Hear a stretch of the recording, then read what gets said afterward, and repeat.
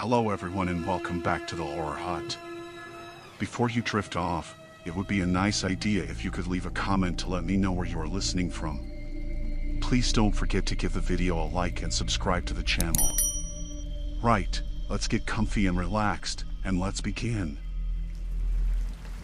Story 1, Midnight Fair, The Last Ride. I had always found comfort in the anonymity of taxis.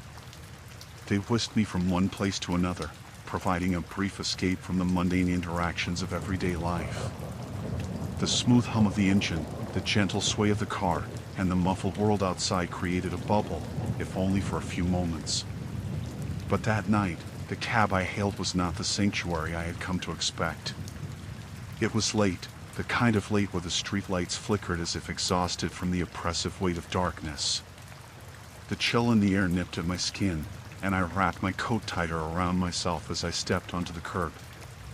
I waved at the first taxi that approached, its lights illuminating my face in a harsh yellow glow. "Where to?" the driver asked, his voice gravelly, roughened by years behind the wheel. He didn't even glance my way as I slid into the back seat, the door slamming shut with a finality that echoed through the quiet street. "East End, please," I replied, shivering slightly as the warmth of the car enveloped me. The driver nodded, his eyes fixed on the road ahead. I settled into the worn leather seat, absently fiddling with my phone, scrolling through messages that had begun to accumulate throughout the evening.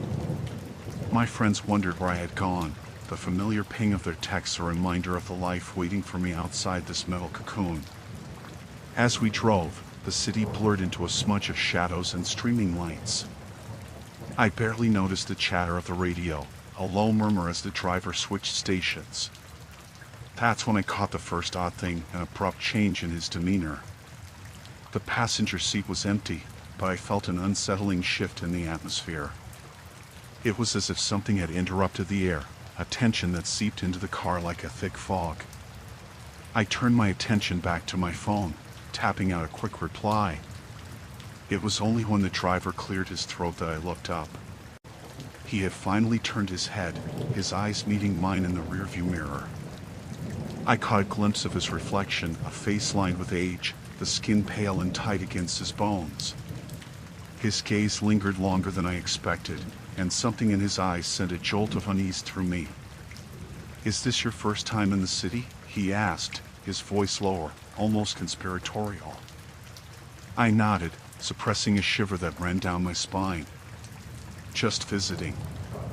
He smiled, but there was no warmth in it. I forced a smile back, a nervous gesture that felt out of place. The streetlights flickered past us, casting shifting shadows across his face, and I focused on the rhythm of the passing buildings to steady my nerves. "Be careful," he said suddenly, gripping the steering wheel tighter. "There are things here that aren't what they seem." His words hung in the air, heavy and unsettling. I laughed lightly, dismissing it as dark humor. "I'll keep that in mind." The driver chuckled, but the sound was hollow, like the echo of a joke told long ago. A chill settled in my stomach as the city grew quieter, the vibrancy of nightlife giving way to the eerie stillness of empty streets. I glanced out the window, apprehensive, spotting the occasional figure lurking in the shadows, their outlines indistinct. "Sometimes," he continued, his voice dropping further, "people don't make it to their destination." My heart raced as I gripped the edge of the seat. "What do you mean?" I dared to ask. He stayed silent for a moment, his eyes still locked on the road ahead. "Just stories," he muttered at last, but the way he said it felt like a warning. The kind of warning you ignore, only to regret it later. I tried to shake off the creeping dread creeping in, focusing instead on the city's outlines, recognizable landmarks morphing into specters in the dim light. But the quiet hum of the taxi, the rhythmic thumping of the tires against the asphalt, began to feel oppressive. It wrapped around me like a shroud, closing in, suffocating. The streets began to change, becoming narrower and less welcoming. I could feel my pulse quickening. "Are you sure you're taking the right route?" I asked, attempting to keep my voice steady. The driver's eyes darted to the mirror again, that eerie smile resurfacing. "Don't worry. You'll get there. Just hold on." Panic sank into my chest like a lead weight. As the car turned down an almost desolate side street, I glanced at my phone, but there was no signal, no connection to the outside world. I could feel every instinct screaming at me to escape, to get out, to run. "Please, stop," I said, my voice trembling now. "I want to get out." He didn't respond. Instead, he accelerated, and I was thrown back against the seat as the scenery blurred past. I fumbled for the door handle, feeling the cold metal beneath my fingers. The driver glanced back at me, eyes wide with a mix of something that could only be described as madness. "This is where the fun begins," he said, and I knew, instinctively, that I was in far more trouble than I could handle. I yanked the door handle, but my heart sank as it wouldn't budge. The lock was engaged, trapping me inside. I could hear my breath quickening, panic rising to the surface as the darkness outside swallowed us whole. The driver laughed, a sharp, jarring sound that echoed through the cab. I was helpless, my pulse in my ears drowning out all rational thought. I could only watch as the shadows enveloped us, the night spiraling into something I wished I could escape.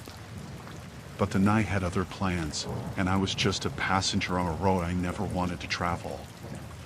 The air in the taxi felt thicker than before, weighted by an invisible dread that clung to my skin. The night wrapped around the vehicle, a cloak of darkness punctuated only by the occasional flicker of streetlights. Each flash illuminated fleeting glimpses of cracked pavement, shadowy alleyways, and the odd figure that hurried past, seemingly oblivious to the chill that settled in my bones. I glanced at the driver again. He hadn't spoken since I got in, his eyes fixed on the road ahead like a predator stalking its prey. His silence gnawed at me.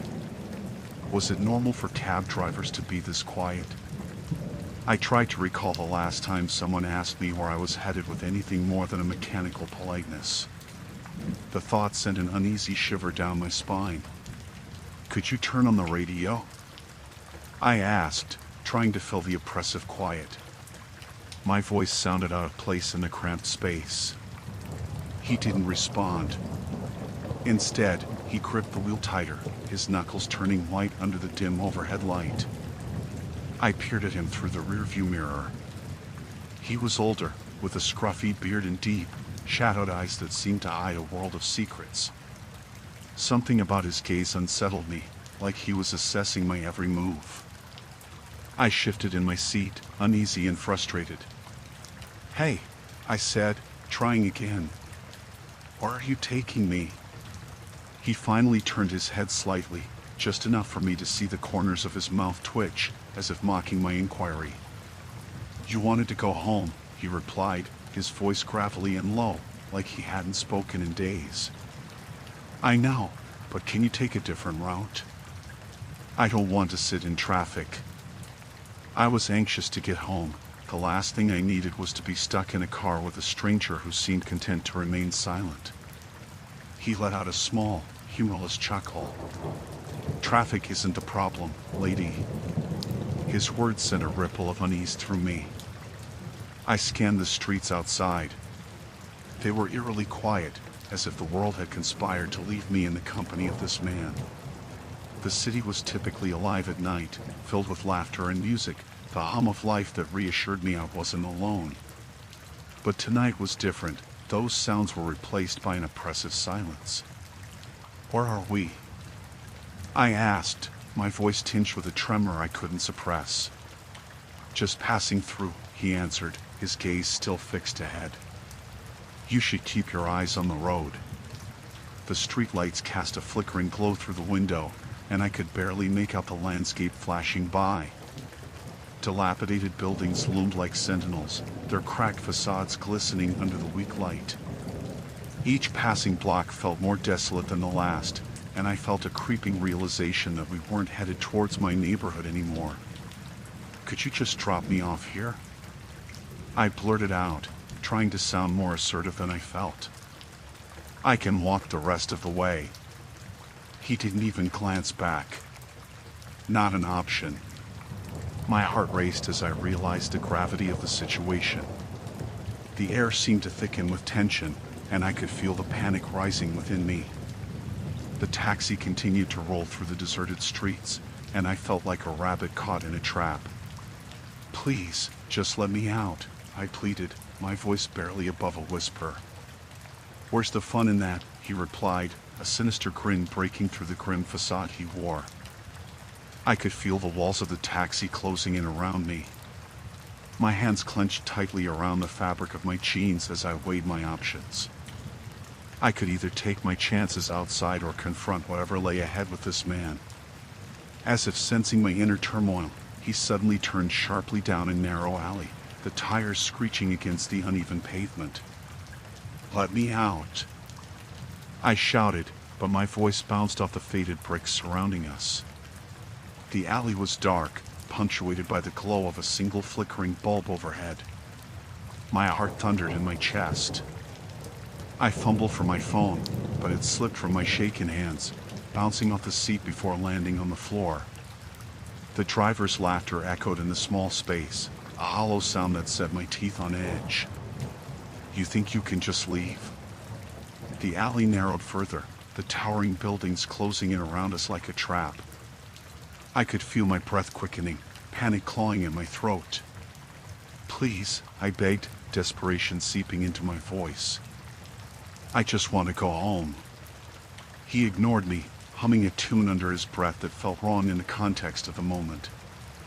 I tried to remember the last place we passed, but the buildings were now indistinguishable shadowy figures looming above me. Suddenly, the taxi lurched to a halt. My heart stopped. The driver turned slowly in his seat, his face now a mask of something dark and twisted. "You wanted to know where we were," he said softly, his breath heavy with something I couldn't quite place. "Welcome to your new reality." I could taste the bile rising in my throat. I needed to act. My hands scrambled beneath the seat, and I felt the cold metal of something sharp, the broken shard of glass from my phone screen. It was a feeble weapon, but it was all I had. "Don't," I warned, clutching the shard tightly, my voice steadying as I met his gaze. "I won't let you hurt me." He tilted his head, amusement dancing in his eyes. "You think you have a choice? The real horror is that you're already trapped." As he reached for the door handle, I made my decision. The darkness outside loomed like a beast, ready to swallow me whole. But this was my only chance. I lunged forward, slashing at the air between us, determined to break free of the nightmare that had become my reality. The taxi door swung open, and I leapt into the night, heart racing, mind reeling. In that moment, I was no longer just a passenger. I was a survivor. I woke up with a start, my heart hammering in my chest. I had spent the night tossing and turning, haunted by memories of the previous evening, of the taxi ride that had spiraled into pure terror. The remnants of the driver's chilling grin and the frantic whispers still echoed in my mind like a broken record. Slowly, I sat up in bed, the early morning light filtering through the curtains, casting a warm glow that felt oddly at odds with my internal turmoil. I glanced at the clock on the wall. It was just past 7. And I knew I had to shake off the anxiety that wrapped around me like a suffocating shroud. The incident had left me shaken, but I couldn't let fear control my life. I showered, dressed, and forced myself to eat breakfast, though the food felt like lead in my stomach. As I prepared to leave, I caught my reflection in the hallway mirror. My face was pale, shadows lingering under my eyes. I took a deep breath, straightened my shoulders, and stepped out the door. The street greeted me with its usual bustle. People hurried past, absorbed in their own worlds, completely unaware of the darkness that had etched itself onto my psyche. I walked to the bus stop, taking the same route I always did. The sun shone brightly, and the chatter of morning commuters filled the air, creating a sense of normalcy. Yet, every time a car passed, I felt my pulse quicken. What if it was him? I brushed the thought away, trying to focus on the day ahead, but my mind kept straying back to the man in the taxi. At work, the hours dragged on. I tried to concentrate but found myself glancing out the window repeatedly, half expecting to see those haunting headlights approach. My colleagues noticed my distraction, casting concerned glances my way, but I brushed off their inquiries with half-hearted smiles and non-committal responses. By the time I finished my shift, it was nearly dark. The neon lights flickered to life, casting strange shadows on the pavement. I wanted to call a friend for a ride, but no one was available. I didn't want to wait for the bus either, feeling the weight of anxiety settle over me once again. Instead, I decided to take a taxi. I approached the nearest cab, my heart racing as I opened the door. The interior smelled faintly of stale cigarettes and cheap cologne. I slid into the back seat, trying to suppress the tight knot of dread in my stomach. The driver turned to me, his face obscured by the dim light. "Where to?" he asked, his voice grating on my nerves. I gave him my address, forcing myself to glance at his eyes. They were dark, empty. My mind raced back to the previous night, the way the other driver had looked at me, as if he were studying my fear. I shook my head, trying to dispel the memories. The car lurched forward, and I watched the world outside blur by. The streets felt different in the dark, more sinister. I couldn't shake the feeling that I was being watched. My fingers fidgeted in my lap, and each passing moment seemed to stretch into eternity. "What's your name?" the driver asked, breaking the silence. I hesitated, the hairs on the back of my neck prickling. Sarah," I finally said, keeping my voice steady. He nodded, but there was an unsettling gleam in his eyes that set my skin crawling. "Nice to meet you, Sarah. You live around here?" "Yes," I replied, trying to sound casual. The conversation felt like a trap, each response tightening the noose around my anxiety. "Been living here long?" he pressed, his tone too inquisitive. "Just a few months," I managed, wishing for the ride to end. I glanced at the meter. How far had we gone? It felt as if we were meandering aimlessly. The streetlights flickered ominously as we turned down a dimly lit alley. I think you missed my turn," I said, trying to keep my voice steady as panic began to bubble beneath the surface. "Relax, I know a shortcut," he replied, his grin widening in the rearview mirror. Panic gripped me. I gripped the seat, my breath coming quicker. "No, take me back. Please, just take me back." He chuckled softly, a low, menacing sound. "You're safe with me, Sarah. Just relax." The alley closed in around us, shadows stretching like dark fingers toward the cab. I pulled out my phone, ready to dial for help, but there was no signal. The driver's laughter echoed in my ears, and with every turn, I felt more ensnared in his web. "Just a little further," he taunted, his gaze flicking to the mirror, locking onto mine with an intensity that made my stomach churn. "Stop the car!" I screamed, desperation fueling my voice. "I'm getting out." He ignored my pleas, the alley narrowing as we sped deeper into darkness. My heart raced, pounding against my ribcage like a wild animal trying to escape. The driver turned sharply, and I could see the vacant expression on his face reflected in the glow of the dashboard. Suddenly, he slammed on the brakes, and I was thrown forward. My breath hitched as he turned to me, his eyes gleaming with something far too sinister. "Now, Sarah, let's have some fun." I reached for the door handle, my instinct screaming for me to escape. In that moment, I refused to let fear claim me. I yanked the handle with all my strength, flinging the door open and launching myself out onto the pavement. I stumbled, catching myself just before hitting the ground, my heart racing as I scrambled to my feet. The cab roared away, its tires screeching against the asphalt, and I stood there in the darkness, gasping for breath, the weight of terror pressing down on my chest like a vice. I didn't know where I was. I didn't know if he would return. But I did know one thing: I had to keep moving. The chill of the night air crept beneath my skin as I waited on the corner of Maple and 3rd, the street lamp flickering like a heartbeat. I glanced at my watch. It was nearly 2 in the morning. The city had transformed into a ghost town, with only a few scattered cars lumbering past, their headlights cutting through the thick darkness. I had made the decision to leave the late-night bar, but now, alone on the street, I felt more vulnerable than ever.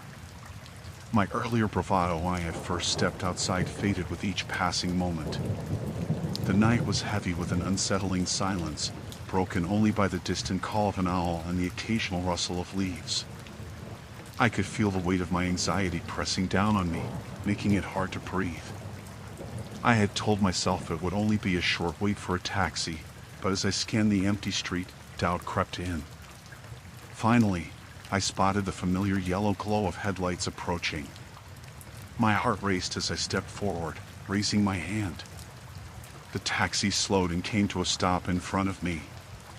The driver, a brooding figure with deep-set eyes, nodded without a smile.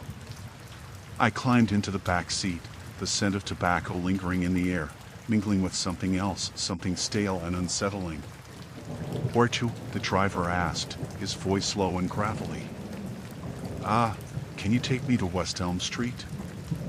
I replied, trying to sound casual, though the unease curled in my stomach. "Sure," he grunted, shifting into gear.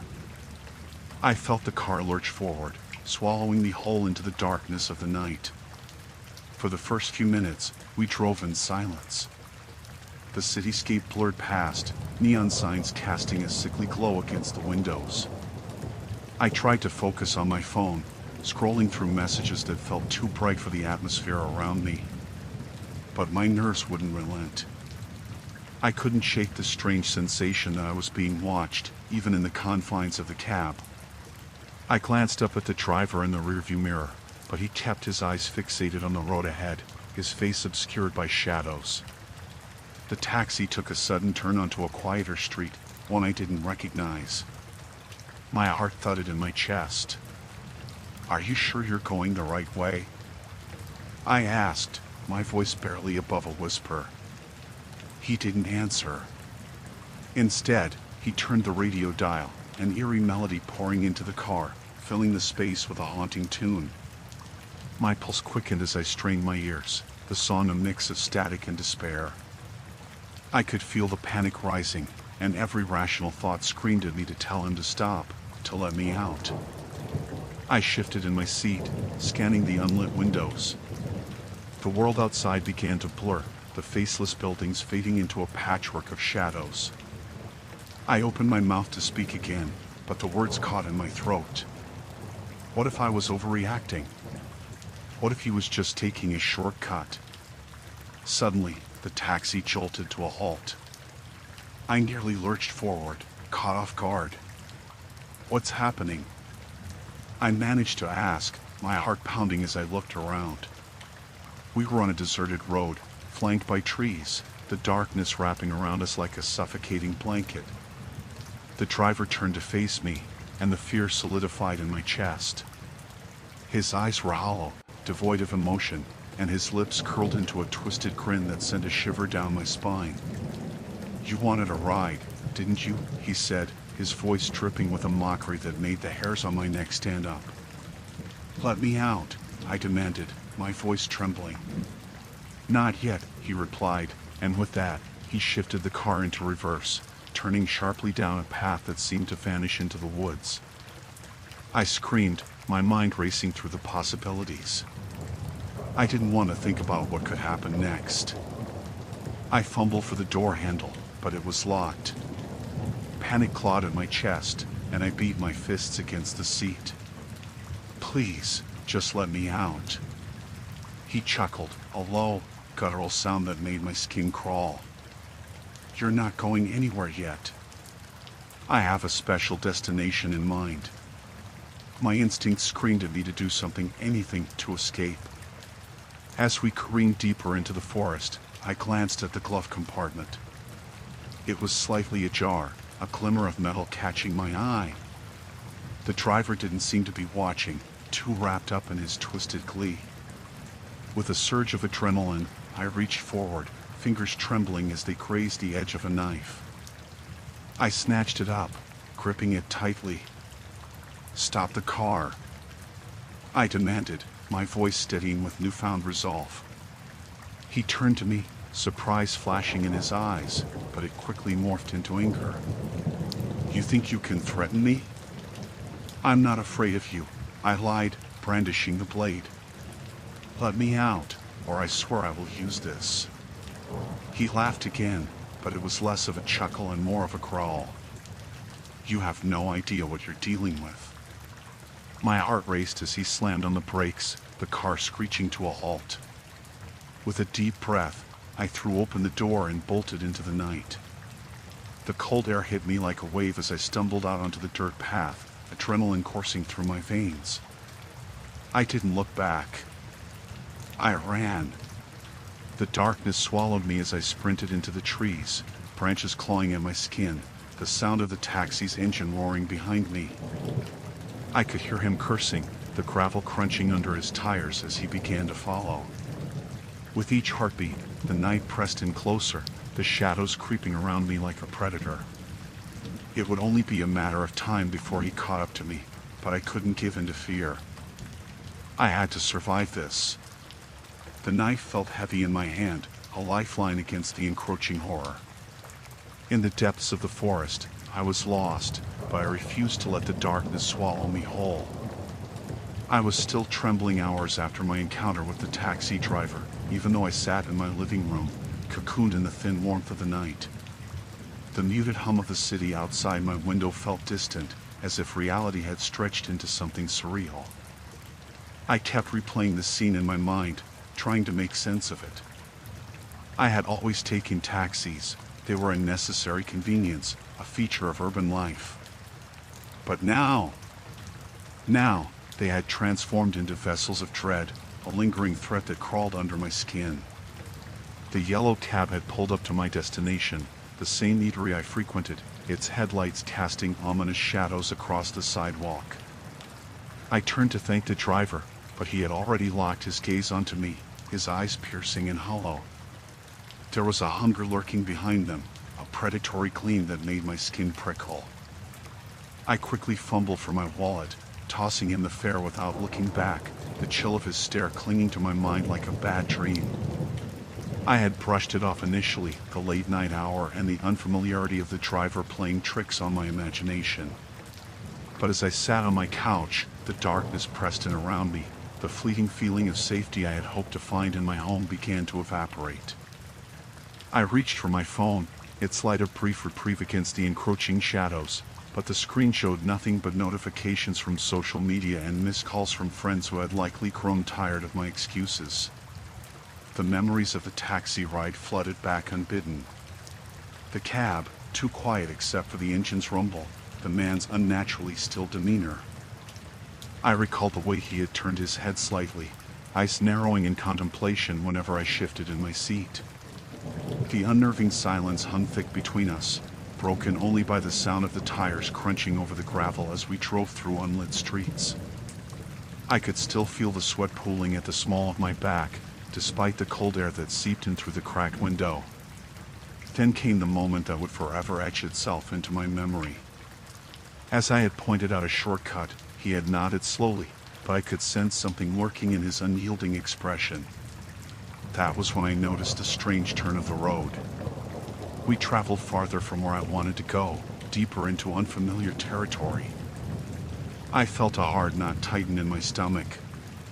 "This isn't right," I had muttered, my voice barely a whisper against the weight of anxiety. The driver had laughed, low and menacing, his eyes flickering up to meet mine in the rearview mirror. "Don't worry, I know the best spots," he had said, a grin stretching across his face that sent a rush of ice through my veins. In that moment, I knew I had crossed some unmarked threshold into a darker realm of existence, one I had never asked to enter.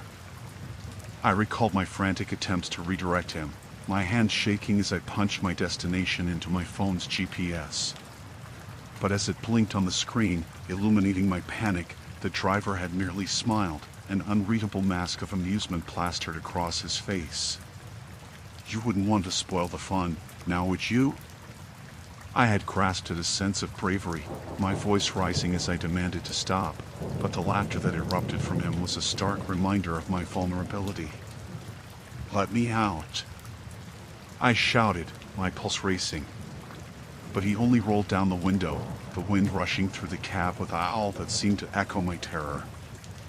I had pressed against the door, desperate, adrenaline flooding my veins, and in that moment, I had truly understood the horror of my situation.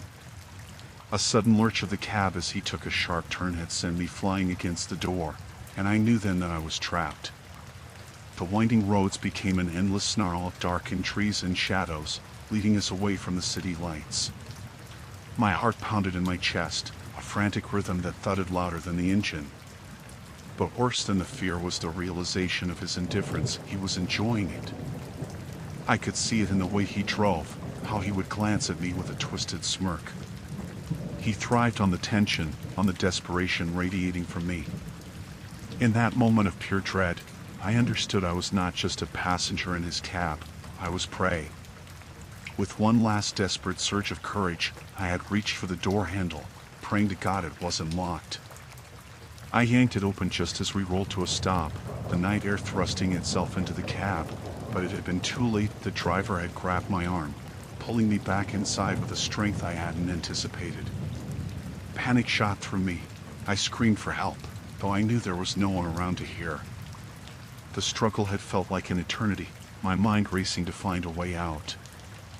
I fought against his grip, desperation fueling my every movement until I managed to break free, tumbling onto the pavement. I had scrabbled to my feet, breathless, and dashed into the night, leaving the taxi behind, the engine's growl fading into the distance. Now, back in my apartment, that fear loomed larger than ever. I closed my eyes, willing the images to fade. But no amount of wishing would shield me from the haunting truth. I had barely escaped, but what if he returned? What if he had memorized my face? My heart raced at the thought, and I glanced toward the window, half expecting to see his cab parked in the street, its yellow light flickering like an omen. As the hours drifted into silence, I sat there, every creak of the building echoing like a footstep in the dark.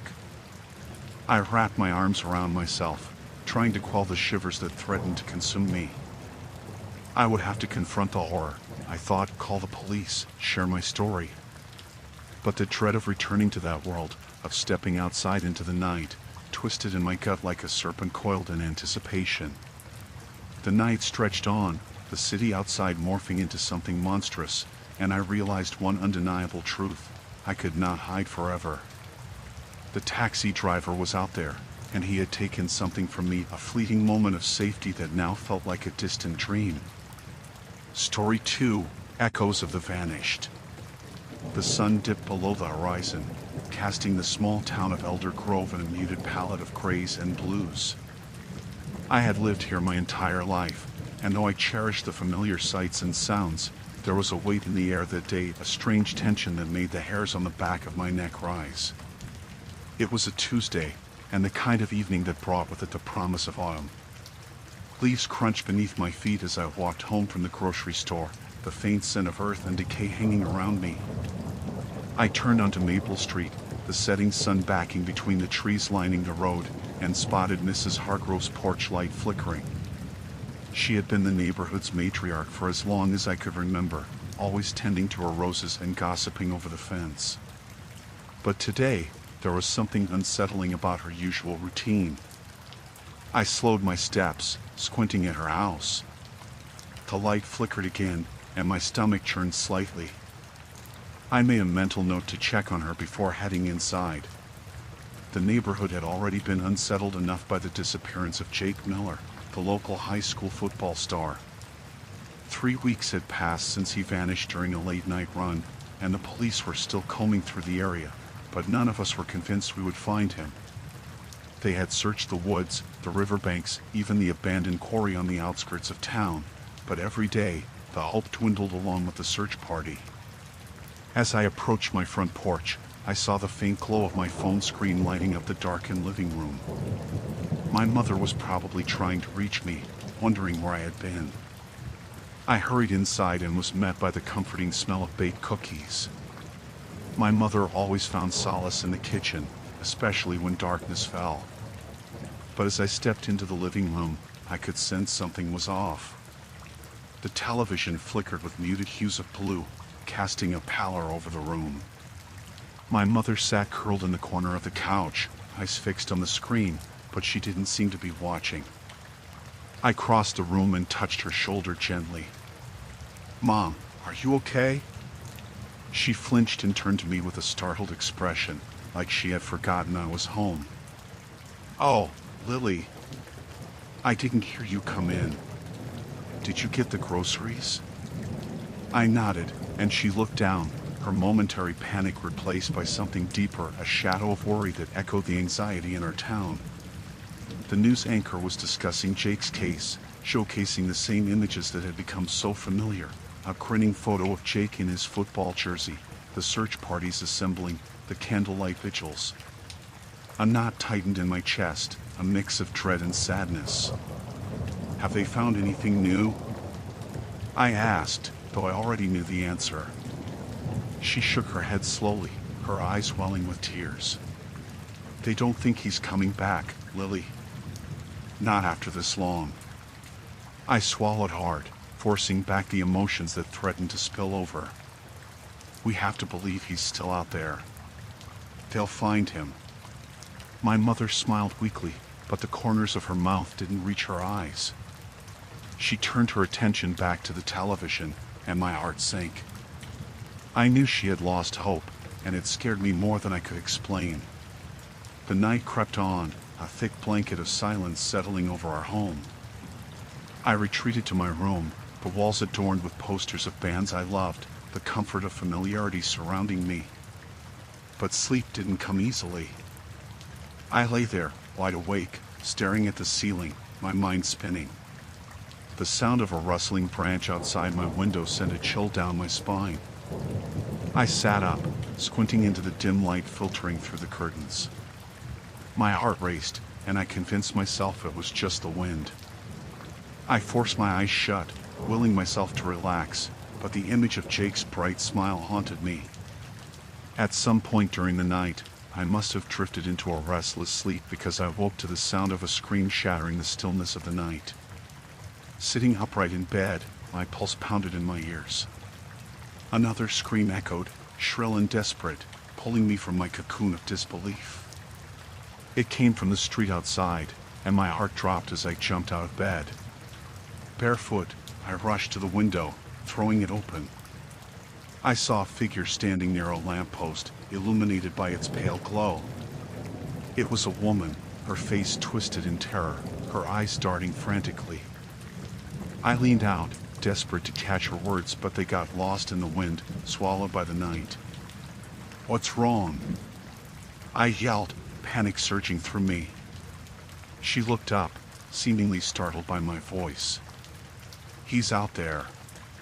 He's back." Before I could process her words, she turned and fled down the street, her figure swallowed by the darkness. I felt a surge of adrenaline.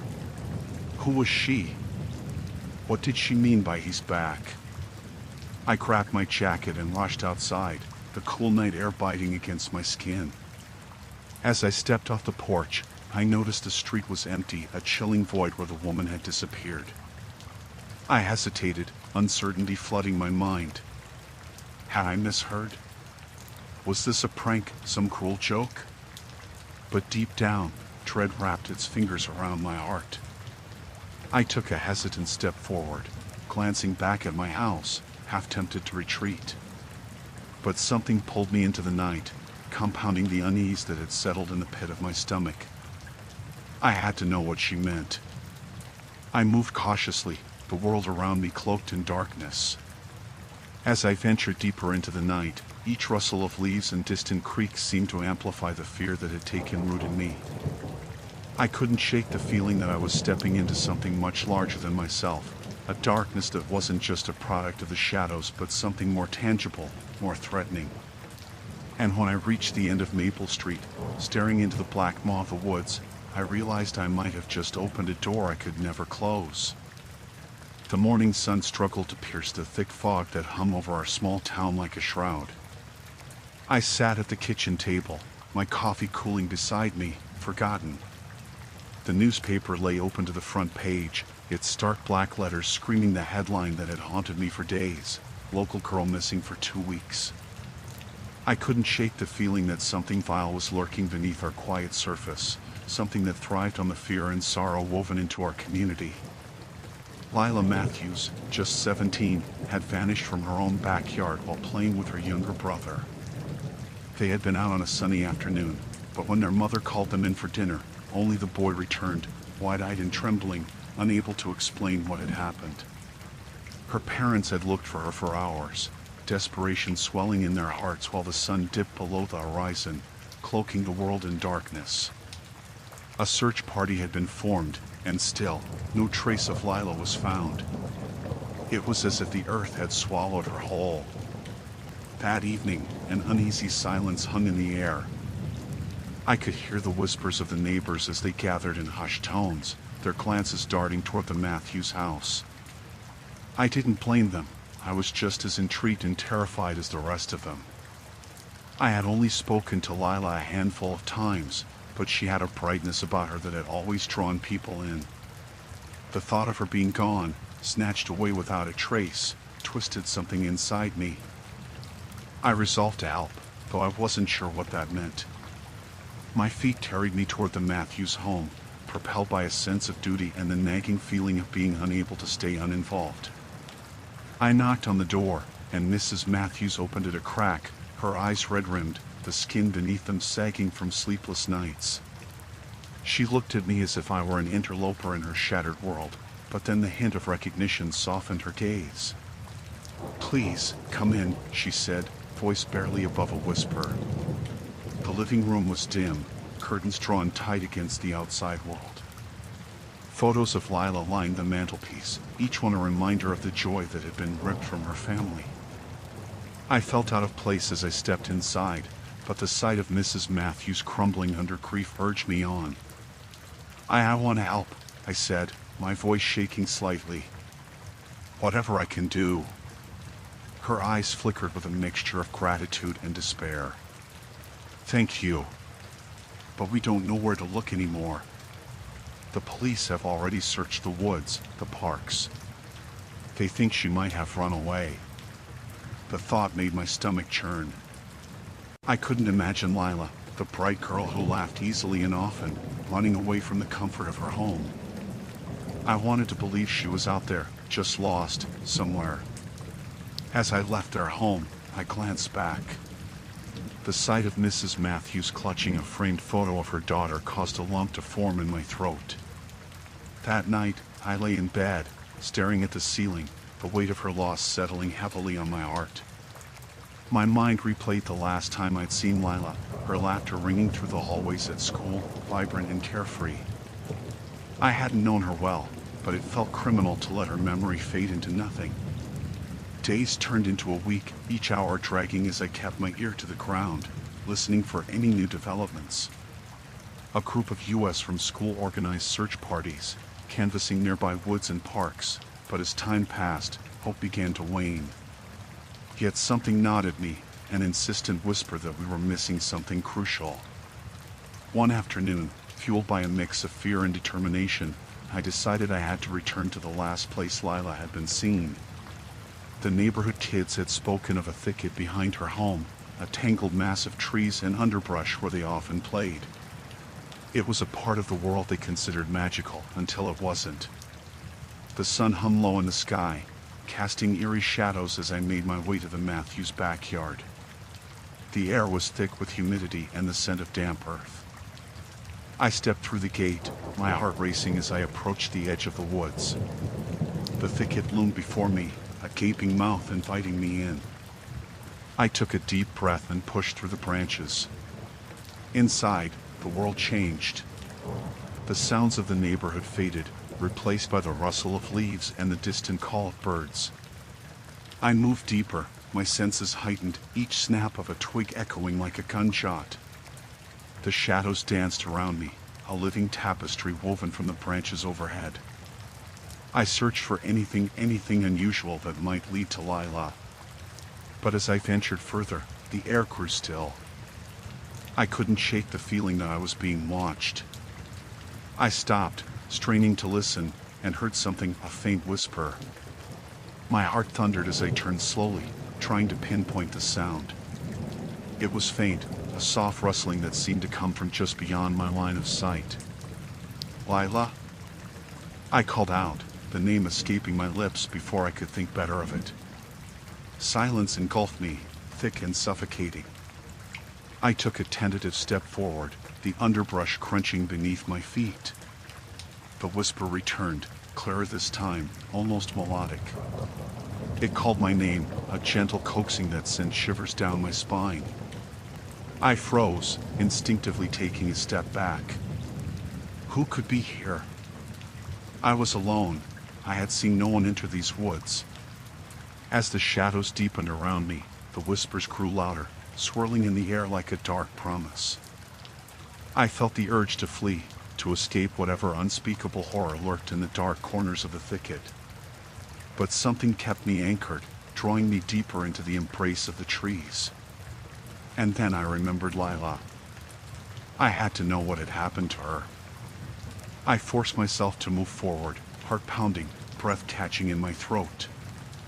I had entered a realm where reality slipped into nightmare, and with every step, I realized that the secrets buried within these woods were far more sinister than I could have ever imagined.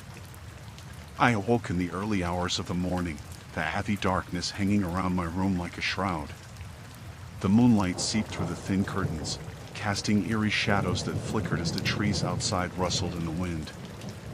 I felt the weight of the previous day pressing down on me, the disorienting fear of Becca's disappearance still clawing at my mind.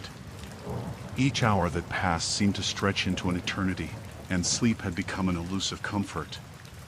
The smell of stale coffee lingered in the air, reminding me of the countless cups I had gulped down while trying to scour through the news articles about Becca. I pulled myself from the bed, feeling as if the very floor beneath me vibrated with an unsettling energy. I stretched and padded over to the window, peering out into the street that appeared empty and lifeless. It was as if the world knew something dreadful had transpired and had conspired to silence everything around me. After a quick shower, I dressed and tried to collect my thoughts. With each passing day, the dread of not finding Becca gnawed at me. I had already contacted the police, but their responses felt hollow, like echoes in an empty cave. They assured me they were doing everything they could, but my nagging gut told me that they were overwhelmed. I couldn't just sit around waiting, hoping for someone else to take action. I had to find her. I grabbed my phone and checked for any updates. Nothing. Just the same barrage of notifications from well-meaning friends asking if I had heard anything. I wanted to scream at them, to tell them that not hearing anything was worse than any news they could deliver. Instead, I shut off my phone and shoved it into my pocket. There was no point in wallowing in despair over things I couldn't control. I stepped outside, the crisp air biting at my skin. The sun was just beginning to rise, casting a warm glow over the neighborhood, a stark contrast to the turmoil swirling in my mind. I decided to revisit the last places Becca had been seen. The park, the coffee shop, her apartment, her ghost seemed to linger there, tugging at my heart as if she were desperately trying to reach out to me. The park was quiet, a stark reminder of the vibrancy it usually held. Children's laughter and the sound of rustling leaves were mere memories. I felt an unsettling chill sweep through me as I walked the path, recalling the countless times Becca and I had strolled here, sharing secrets and dreams. I turned down a narrow trail that led toward the wooded area, where the trees grew thick and wild. It was a part of the park we seldom visited, a place that felt almost forgotten. As I ventured deeper, the sounds of civilization faded, replaced by the whispering winds and the occasional call of a distant bird. I felt uneasy, as if I were being watched. I shook off the sensation and pressed on, desperate for any clue that might lead me closer to her.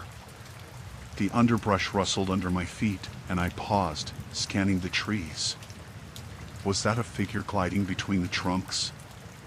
My heart raced, adrenaline pumping through my veins.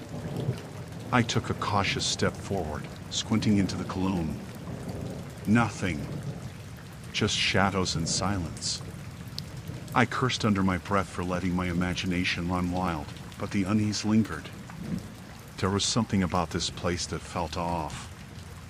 I continued on, my breaths coming in sharp bursts, when I stumbled upon a clearing. At its center rested an old wooden bench, weathered and cracked. I approached it, noting the remnants of what looked like a hastily discarded backpack on the ground near the bench. My heart sank. It was Becca's backpack. I recognized the vibrant floral pattern immediately. Kneeling beside it, I felt a rush of nausea. I rifled through its contents: her journal, a scrunched-up snack wrapper, and her favorite pen. I swallowed hard, trying to steady my breathing. What was it doing here? Memories flooded back. Becca had loved this place. Had she come here alone, or had someone else been with her? Suddenly, a sound broke the stillness, a faint rustling behind me. I spun around, a cold sweat forming on my skin, but there was nothing. Just the trees standing stark and silent as if they were witnesses to a crime. My instinct screamed at me to leave, but I needed answers. I needed to know what happened here. I rose and began scanning the area, looking for any further signs that might lead me to her. My heart raced as I spotted a glint on the ground, a small silver pendant, one Becca always wore. I picked it up, cradling it in my palm. Panic surged through me as the implications settled in. Becca! I shouted, desperation lacing my voice. Where are you? Silence answered me, stretching out into infinity. I dropped to my knees, the weight of despair crashing over me. I couldn't shake the feeling that I was intruding on something I couldn't understand. The air felt heavy, suffocating, and I realized I was no longer alone. A figure emerged from the tree-line, and every instinct in my body screamed to run. But I stood frozen, heart pounding against my ribs as the figure stepped into the clearing. It was a woman, her face obscured by shadows. She looked at me, and for a moment, I saw something in her eyes, a flicker of recognition, or perhaps recognition of the horror that lay between us. I opened my mouth to speak, but no words came. The woods grew denser around us, and I couldn't shake the thought that whatever darkness had taken Becca was now standing before me. And with every passing moment, I felt the chill of its fingers curling around my throat. The morning light crept through the gaps in the drawn curtains, casting thin bars of brightness across the floorboards. I lay on the couch, a flimsy blanket pulled up to my chin, but it did little to ward off the chill that gripped my bones.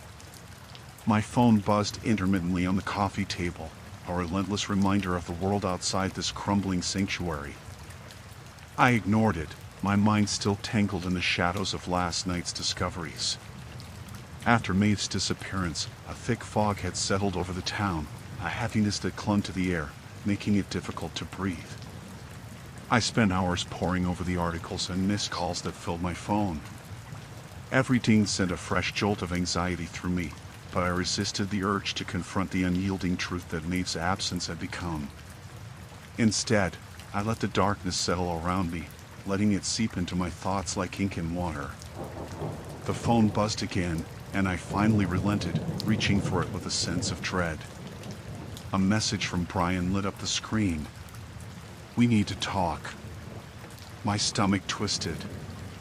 Brian had been Maeve's closest friend, but he hadn't reached out since the night we had canvassed the neighborhood, desperate for any hint of her whereabouts. Why now? I typed back a quick response, agreeing to meet at the old diner where we had shared countless milkshakes and late-night conversations. The thought of that familiar place felt like an anchor in the dark sea of uncertainty. I didn't know what I would say, but I hoped he could help piece together what had happened to Maeve. The diner was a familiar sight, the neon sign buzzing weakly amidst the morning haze, as if struggling against the encroaching gloom. I stepped inside, the bell above the door chiming softly. The smell of burnt coffee and greasy food hit me with a wave of nostalgia, but it also brought with it a sharp pang of loss. Maeve had loved this place, her laughter blending with the clatter of plates and the low hum of conversation. Brian was already seated in a booth, his brow furrowed, fingers drumming anxiously against the faux leather. As I slid into the seat across from him, the familiar itch of tension settled in the air. He looked up, his eyes shadowed and glistening, and the weight of unspoken words hung between us. "Have you heard anything?" he asked, his voice barely above a whisper. It felt wrong to even utter Maeve's name, like it might summon her back from wherever she had vanished to. I shook my head, feeling the tightness in my throat. "Nothing. Just rumors. People are saying she might have run away." "That doesn't feel right, though." "Not Maeve." Brian nodded, his gaze drifting past me, lost in thought. "I've been talking to some of her friends. You know how she always liked to explore those old buildings on the outskirts of town? I think maybe she found something. Something she wasn't supposed to." A chill crept down my spine. Maeve had a knack for finding trouble, but it was always harmless, a hidden spot for stargazing, a long-abandoned shack to explore. But this felt different. "What do you mean?"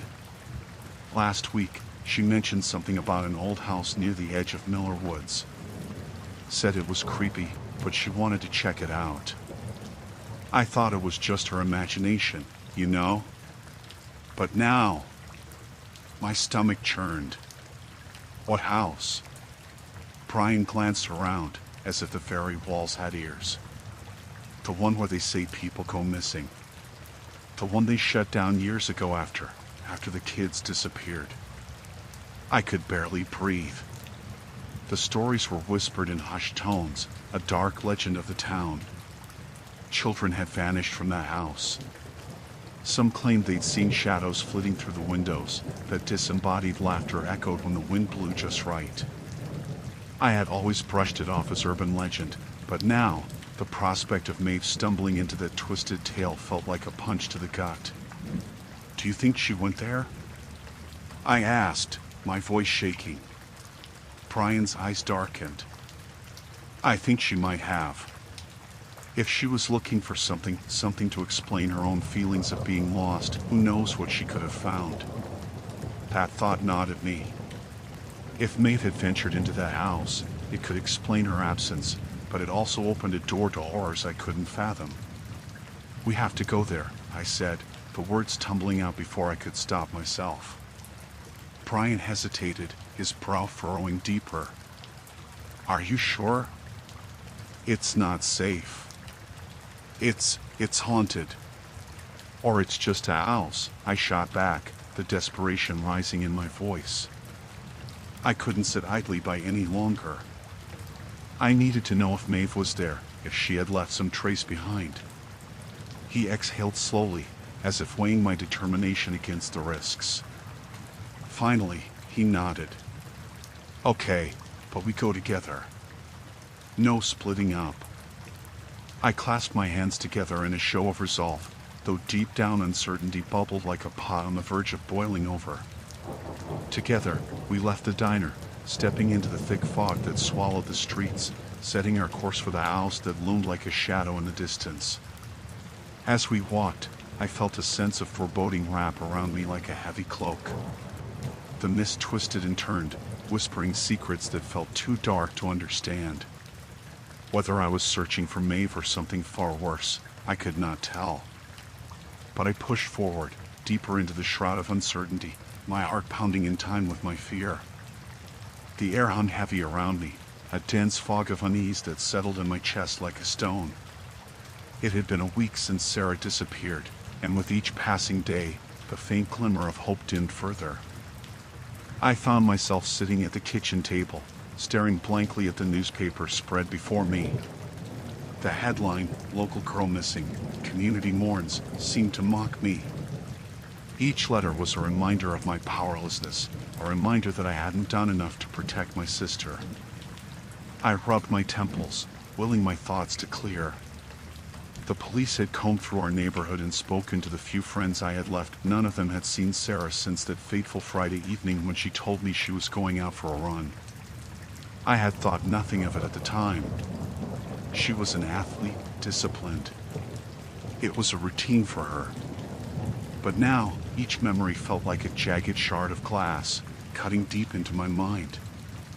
I rose unsteadily and moved to the living room, where the shadows danced as the late afternoon sun filtered through the curtains. Pictures of Sarah and me adorned every surface, trapped in moments of laughter and joy. I traced a finger over a photograph of us at the beach, the sun setting behind us, our smiles limitless. That brightness felt worlds away now. Suddenly, the doorbell rang, slicing through my reverie. I opened the door to find Officer Harris standing on the porch, his brow furrowed in concern. He stepped inside without waiting for an invitation, as though he had grown accustomed to the unwelcoming aura of my home. "Can we talk?" His voice was low, laced with gravity. I nodded, my heart racing. We settled on the worn couch, the silence stretching between us like a taut string ready to snap. "Any new leads?" I asked, the question barely escaping my lips. He hesitated, his gaze dropping to the floor. "We're still following up on tips. There's been some chatter on social media, but nothing concrete. I'm afraid we might have to broaden our search." "Broaden?" I echoed, confusion washing over me. "What does that mean?" "Some people are suggesting we check the woods again. The trail near the old mill, there have been rumors." His voice lowered even further, and I could sense the tension in his posture. "Rumors?" I pressed, my stomach tightening. "What kind of rumors?" He shifted, his eyes darting away from mine. "Some say they've seen strange figures lurking around there, especially after dark. People have mentioned hearing whispers." I felt a chill creep up my spine. The woods had always held a sense of foreboding, but now it was as if they were alive with an unspeakable malice. "You think she's there?" I whispered, the thought almost unbearable. "I can't say. We just need to cover all our bases." The officer's words lingered, and I found myself grappling with an overwhelming need to act. "I want to go," I said suddenly, surprising myself with the conviction in my voice. He looked at me, alarm etched on his face. "That's not a good idea. The terrain is rough, and it's not safe." "I don't care. You have to let me go. This is my sister we're talking about. I can't just sit here doing nothing." He hesitated, and in that moment, I knew I had one. Officer Harris sighed and stood, conceding. "Fine. We'll gather a team. But promise me you'll stick close and listen to our instructions."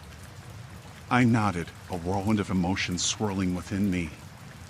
Later that evening, we gathered at the edge of the woods, the sun sinking low on the horizon, casting long shadows that seemed to stretch and claw at the ground. The team consisted of a handful of officers and a few volunteers from the town. I felt a mixture of comfort and dread as I stood among them, all of us silently acknowledging the weight of our task.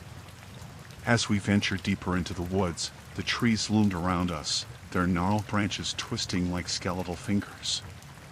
The air grew colder, a shiver creeping into my bones. I kept my eyes peeled for any sign of Sarah, her jacket, her shoes, anything that might lead me to her. "Stay close, and don't wander off," Officer Harris instructed, his voice steady but firm. The further we walked, the more silence enveloped us, broken only by the crackling of leaves beneath our feet. An unsettling feeling settled in my stomach, but I pushed it down, focusing instead on the hope that we might find her. Then, as we reached the old mill, a gust of wind rustled the branches overhead, and I heard a faint whisper that seemed to dance just beyond my comprehension. I stopped dead in my tracks, straining to listen. "Did you hear that?" I asked. "Hear what?" Officer Harris replied, brow furrowing. It sounded like, but I couldn't find the words. "Let's keep moving," he urged, but I hesitated, feeling a pull toward the mill. As we drew nearer, the air grew still. Shadows stretched unnaturally, and for a brief moment, I could have sworn I saw a figure darting between the trees. My heart raced as I called out, "Sarah." The woods held their breath, and then all at once, the whispers crescendoed, filling my ears with a dissonant hum. I stepped forward, compelled by an unseen force, when Officer Harris grabbed my arm. "Don't." But it was too late. I felt myself slipping into the dark embrace of the woods, the whispers growing louder, coaxing me into their depths. I was losing control, and with it, the last thread of my sanity. "Stay with us," someone shouted, but my vision blurred as shadows loomed closer, twisting into figures I couldn't comprehend. "Sarah." I called again, desperation clawing at my throat. But the only response was the rustling of leaves, mocking me in the dim light. As I stumbled, I thought I felt a hand brush against mine, but when I turned, there was nothing, only darkness, thick and suffocating. And then, with a jolt, everything went black. Story 3, Harvest of the Cursed Cornfield. The wind whispered secrets through the cracked windows of the old farmhouse as I stepped inside for the first time. My grandmother had left it to me after her passing, and though I had not seen the place since childhood, the familiar creaks of the floorboards and the scent of agewood filled me with an odd mix of nostalgia and dread. I could still picture her, stooped and frail, her gnarled hands clutching a small tin of cookies as she ushered me in from the cold. Now, the once welcoming home stood silent, shrouded in an unsettling stillness that made the hair on the back of my neck prickle. It was late afternoon, and the dying light filtered through the grimy windows, casting elongated shadows that danced along the walls. Dust motes swirled in the slanted beams, and I instinctively brushed my hand over the dusty table, leaving a dark smudge against the faded white. I had planned to spend a couple of weeks here, to sort through her belongings and decide what to keep or sell. The town had changed since I last visited. My grandmother's absence hung heavy in the air, looming like a storm cloud. Anxiety clawed at me, but I pushed it down and focused on the task ahead. As I moved through the narrow hallways, I noticed how the old farmhouse seemed to breathe around me, settling and shifting, as if it held its own memories and secrets. I paused by the door to the cellar, its heavy wooden frame weathered by years of neglect. A shiver ran through me at the thought of going down there alone. I could almost hear the echoes of my grandmother's warnings about the things that lurked in the dark. "Stay away from the cellar, dear," she'd said too many times to count. "It's not what it seems." But now, that warning only fueled my curiosity. I found myself drawn to it, half expecting to discover a treasure trove of forgotten memories, or perhaps something else entirely. I took a deep breath, steeling my resolve, and reached for the doorknob. It was cold and slick, sending a jolt through my fingers. With a creak that sounded like a groan, the door opened, revealing steep, uneven stairs that descended into darkness. I hesitated, a flutter of apprehension gripping my stomach. The light bulb at the top of the stairs flickered uncertainly, giving just enough illumination to catch a glimpse of cobwebs clinging to the rafters like ghosts. I grabbed a flashlight from my bag and flicked it on, its beam cutting through the gloom. Each step I took was a test as the wooden steps creaked beneath my weight, protesting against my intrusion. The air grew dank and cool, and a faint, musty odor filled my nostrils, reminiscent of damp earth and decay. I couldn't shake the feeling that something was watching me from the shadows, lurking just beyond the reach of my light. As I reached the bottom, I swept the flashlight around, revealing rows of old jars lined against one wall. Some were filled with murky liquids, while others contained strange, unidentifiable contents. My stomach turned at the thought of what my grandmother might have preserved down here. Perhaps it was merely a relic of her eccentricity, but the thought of her carefully storing remnants of what could only be described as morbid fascinated me. At the far end of the cellar stood an old wooden chest, its surface scarred and peeling. I approached it slowly, heart pounding in my chest, and knelt down to inspect the latch. It was rusty, resisting my attempts to ease it open. After a moment's struggle, it gave way with a reluctant creak, and I lifted the lid, the hinges protesting with a shriek that echoed through the stillness of the cellar. Inside, I found an assortment of forgotten things, a moth-eaten quilt, a collection of faded photographs, and a dusty, leather-bound journal. My fingers trembled as I picked it up, the weathered pages crackling softly. I could feel the weight of years pressing down on me as I opened it, revealing my grandmother's looping script. The first few pages were filled with mundane entries, details of the day-to-day life on the farm, local gossip, and the random musings of an old woman who had once been vibrant and sharp. But as I turned further, the tone shifted. I saw it again last night. One entry began. The creature in the fields, lurking just beyond the edge of the moonlight. I can hear its whispers in the wind. I fear it wants something from me. A chill washed over me, and I felt the urge to close the journal right there, but an insatiable curiosity urged me to read on.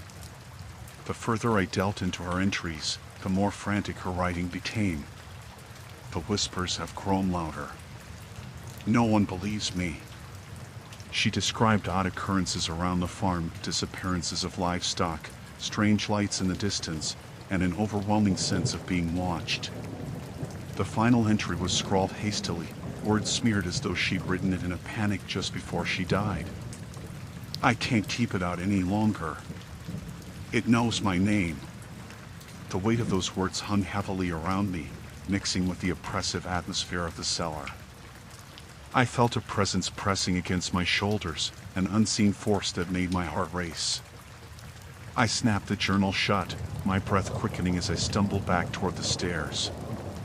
I needed to leave, but something deep within me, the part that had once adored my grandmother, urged me to understand.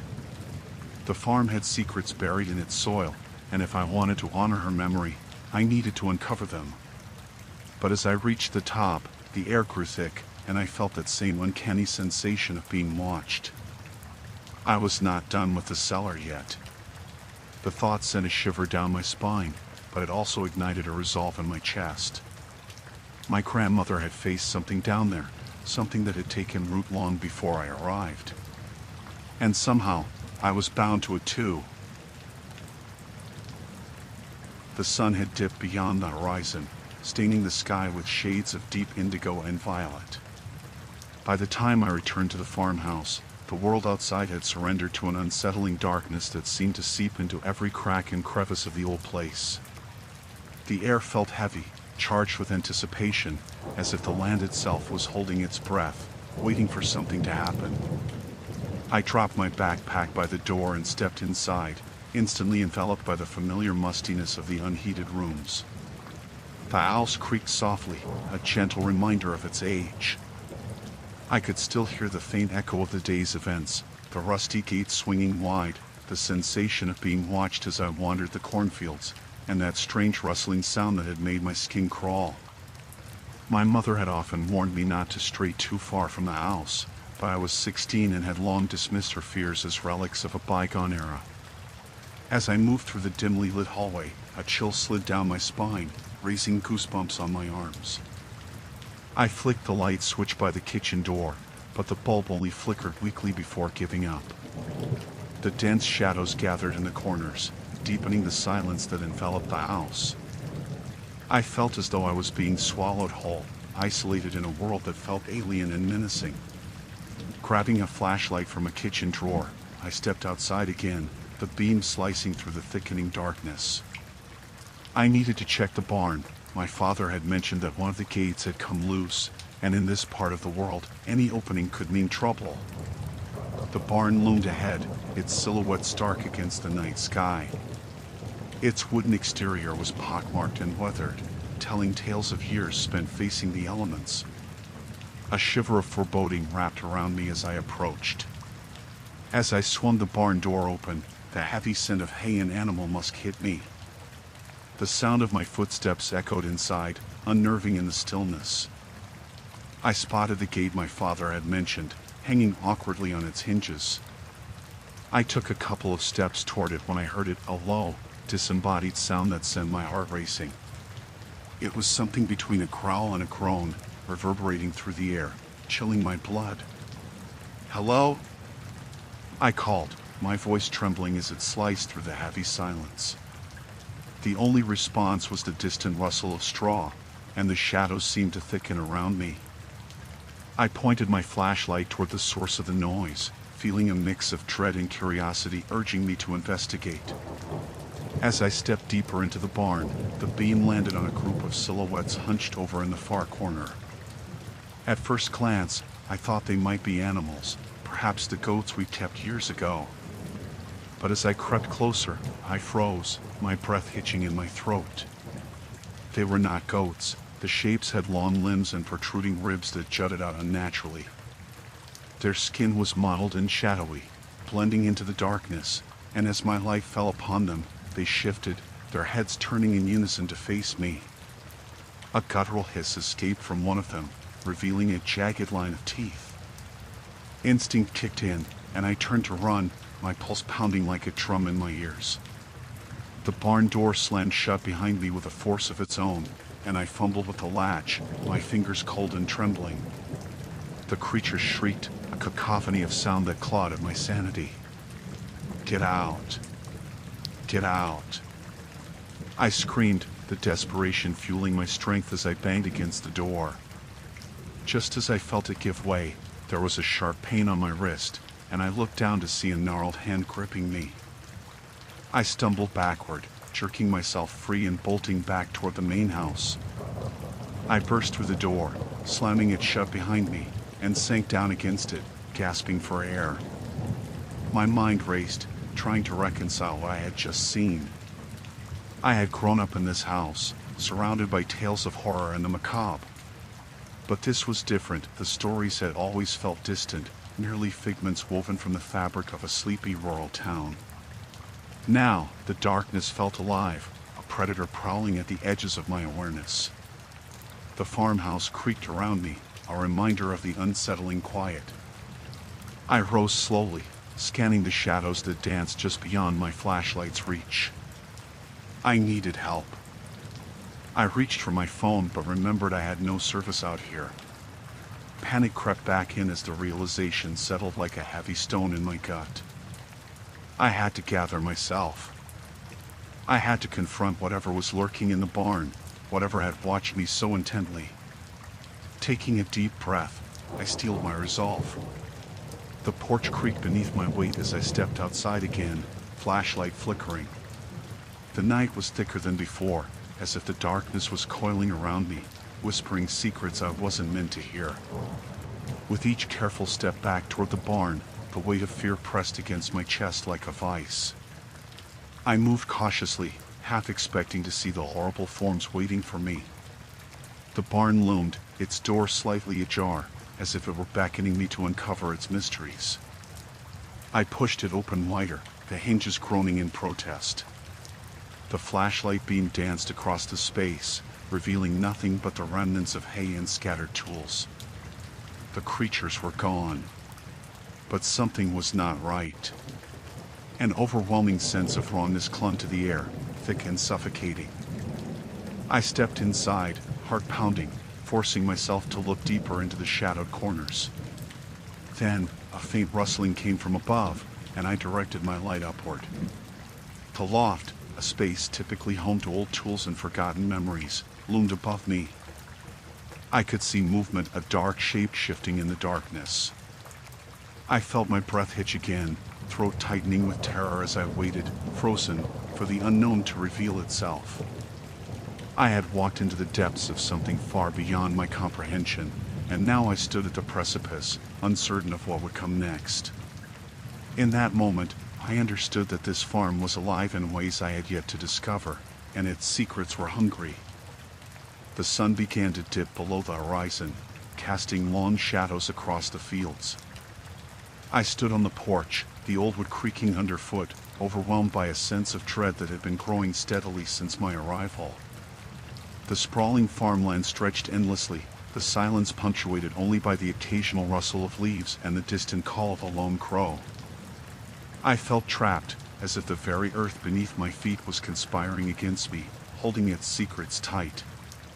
The events of the previous night replayed in my mind, the whispers echoing in the dark. I had brushed them off as figments of my imagination, but deep down, I knew that something was wrong. I had arrived at my late grandfather's farmhouse to find it in disrepair, yet the land was still eerily vibrant, filled with crops that looked too lush, too alive. I had thought them a blessing at first, a fortune waiting to be harvested, but now the verdant abundance felt more like a curse. I tore my gaze away from the field, trying to shake off the unease. It was time to explore the barn. I had seen it from a distance when I arrived, a hulking structure that loomed over the land like a forgotten giant. I had put off investigating it, convinced that there was little of interest inside, but now I felt an unexplainable pull toward the heavy wooden doors. As I stepped off the porch and made my way toward the barn, the air grew cooler, the sunlight waning with each passing moment. My heart quickened as I reached for the handle, feeling the rusted metal against my palm. The hinges groaned in protest as I pulled the door open, revealing a dark, musty interior. The scent of damp hay and old wood hit me like a wave, and I hesitated at the threshold, a shiver running down my spine. I stepped inside, the floorboards creaking beneath me as I ventured further. Rays of fading light filtered through the cracks in the walls, illuminating dust motes swirling in the air. My eyes darted around the space, taking in the remnants of a life once lived. Old plows hum on the walls, tools rusted into disuse, and in the corner, hooks suspended empty, had once held the weight of livestock. But what caught my attention was a large, ominous shape obscured by a faded tarp. As I approached, my breath quickened. I hesitated, my fingers trembling as I reached out to pull the tarp away. The moment I did, a thick cloud of dust erupted into the air, forcing me to cough. When the particles settled, I looked down to reveal a set of antique farming equipment, an old tractor, its paint peeling and surface marred with rust. But what truly horrified me was the strange, mottled patterns that marred the metal, resembling grotesque faces frozen in silent screams. I staggered back, my heart racing. The machinery felt cursed, as if it had witnessed things no soul should ever see. I turned to leave but froze when I heard a low, guttural sound, a muffled whisper intertwined with the creaking of the barn. I strained to listen, the fear gripping my throat like a vice.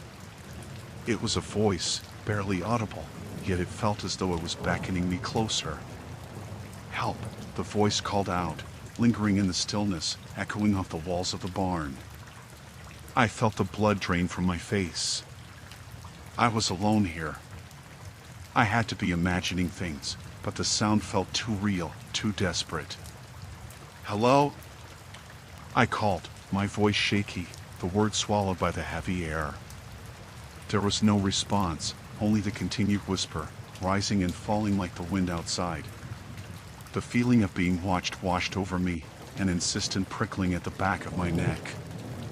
I turned on my heel and began to make my way to the door, my steps quickening.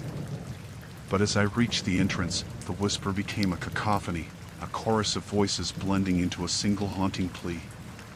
"Help us!" The words echoed through the barn like a siren's call, urging me to return. I gritted my teeth, weighing the options in my head. I was drawn in, yet terrified of what I might find. Just then, the temperature in the barn dropped sharply, the air thickening like fog, wrapping around me like a shroud. I glanced over my shoulder, and that was when I saw it. A figure emerged from the shadows, pale and gaunt, its hollow eyes boring into mine. It was barely more than a silhouette against the dim light, but a chill rippled through me as the figure stepped into the light. "Help us," it rasped, lips barely moving. I stumbled backward, horror washing over me as I scrambled for the door. The figure advanced slowly, its form shifting and contorting as if caught in an unseen current. "Get away!" I screamed, throwing myself through the doorway and into the fading light. The barn echoed with a desperate plea as I bolted into the open, heart pounding in my chest. I didn't dare look back, racing toward the safety of the farmhouse. My mind raced with questions, the weight of what I had just witnessed slamming down like a heavy door, sealing away any hope of rationality. I stumbled onto the porch, breathing heavily, and turned to face the barn, trembling. But there was nothing there now, only the sound of the wind rustling through the cornfields. I locked the door behind me, pressing my back against it, the thought of my heart sinking with the silence that enveloped me. Whatever haunted this place was far from over. A shadow darker than night lingered in the corners of my mind, and I knew, deep in my bones, that my time on the farm was just beginning. The sun had barely crested the horizon when I awoke to the sound of desperate scratching at my bedroom door. For a moment, I didn't recognize the noise, my mind still lost in the remnants of a dream I couldn't quite grasp. But as the scratching intensified, a chill settled in my stomach, and I knew this sound was far too real. I swung my legs over the side of the bed, the cool wooden floor sending a shiver up my spine. The farmhouse creaked in response, as if the very structure was groaning in agony. Glancing at the clock, I saw that it was still early, too early for anyone to be up and about. The scratching continued, a frantic rhythm that echoed in the silence of the house. I crept toward the door, my heart hammering painfully in my chest. I hesitated for a moment, listening. My breath hitched when I heard a low whimper, almost human but twisted and distorted. A thought raced through my mind, an echo of the stories I had heard from the locals, the ones about the creatures that roamed the fields at night. I shook my head, scolding myself for letting my imagination run wild. "Hello?" I called, my voice trembling slightly. Silence responded, but the scratching continued, a desperate plea for release. I gripped the doorknob tightly, steeling myself for whatever awaited me outside. Slowly, I twisted it and pulled the door open. The hallway was dim and the air felt heavy, charged with a strange tension that made the hairs on the back of my neck stand on end. As I peered into the darkness, I saw movement at the foot of the staircase. It was small and shadowy, its outline shifting nervously. "Is someone there?" I asked, stepping out cautiously. The creature flinched at my voice, retreating into the shadows. It was only then that I caught sight of the eyes, wide and glistening, watching me with a mix of fear and something else, something darker. I took a tentative step forward, my pulse racing, as my curiosity began to override my instinct to flee. "Please, come closer," I urged, though I didn't know why I felt compelled to coax it out. In that moment, I wanted to understand.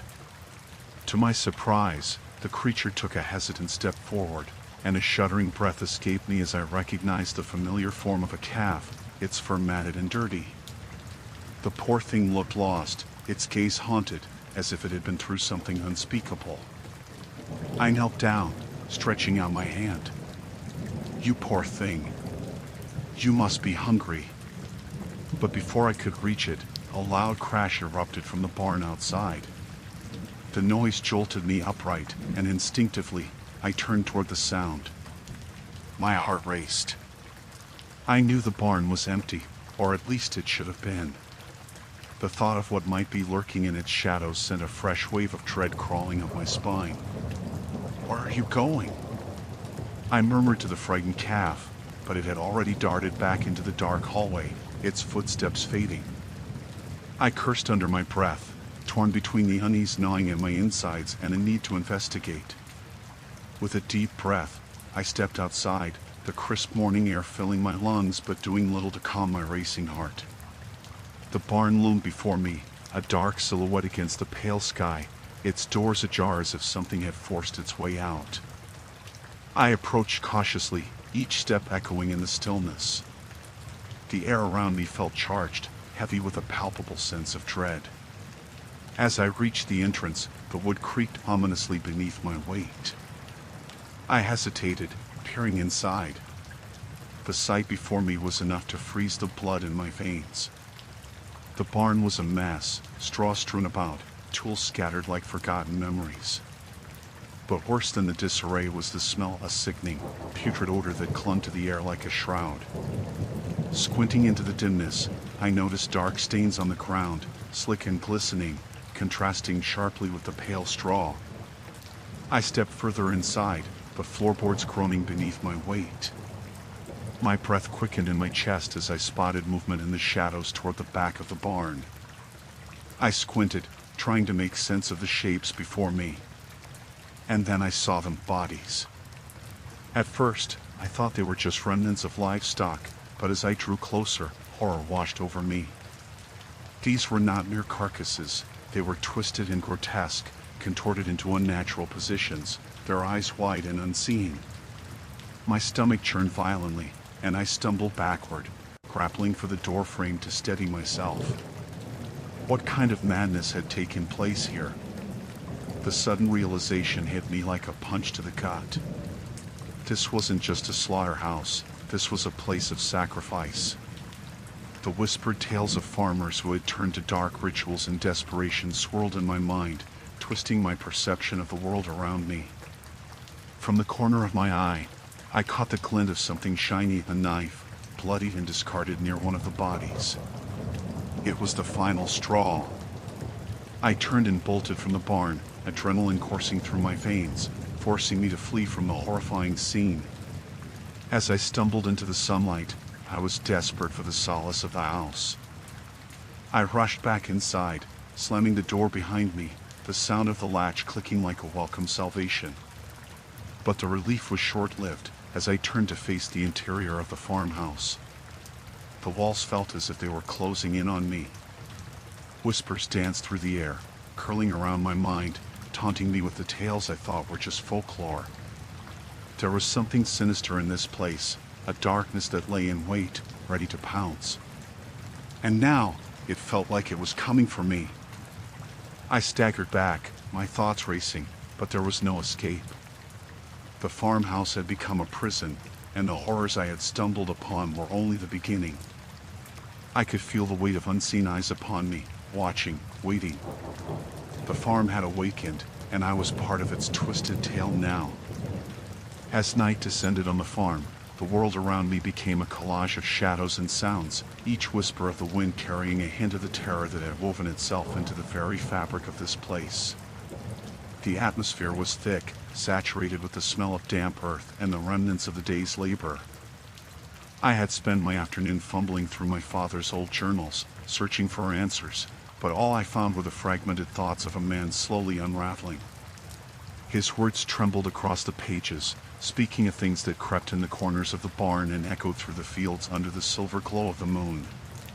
That evening, I stood on the porch, heart racing, scanning the darkness that blanketed the land. The wind picked up, and I could hear the rustling in the cornfield, a sound that once felt inviting now sent shivers down my spine.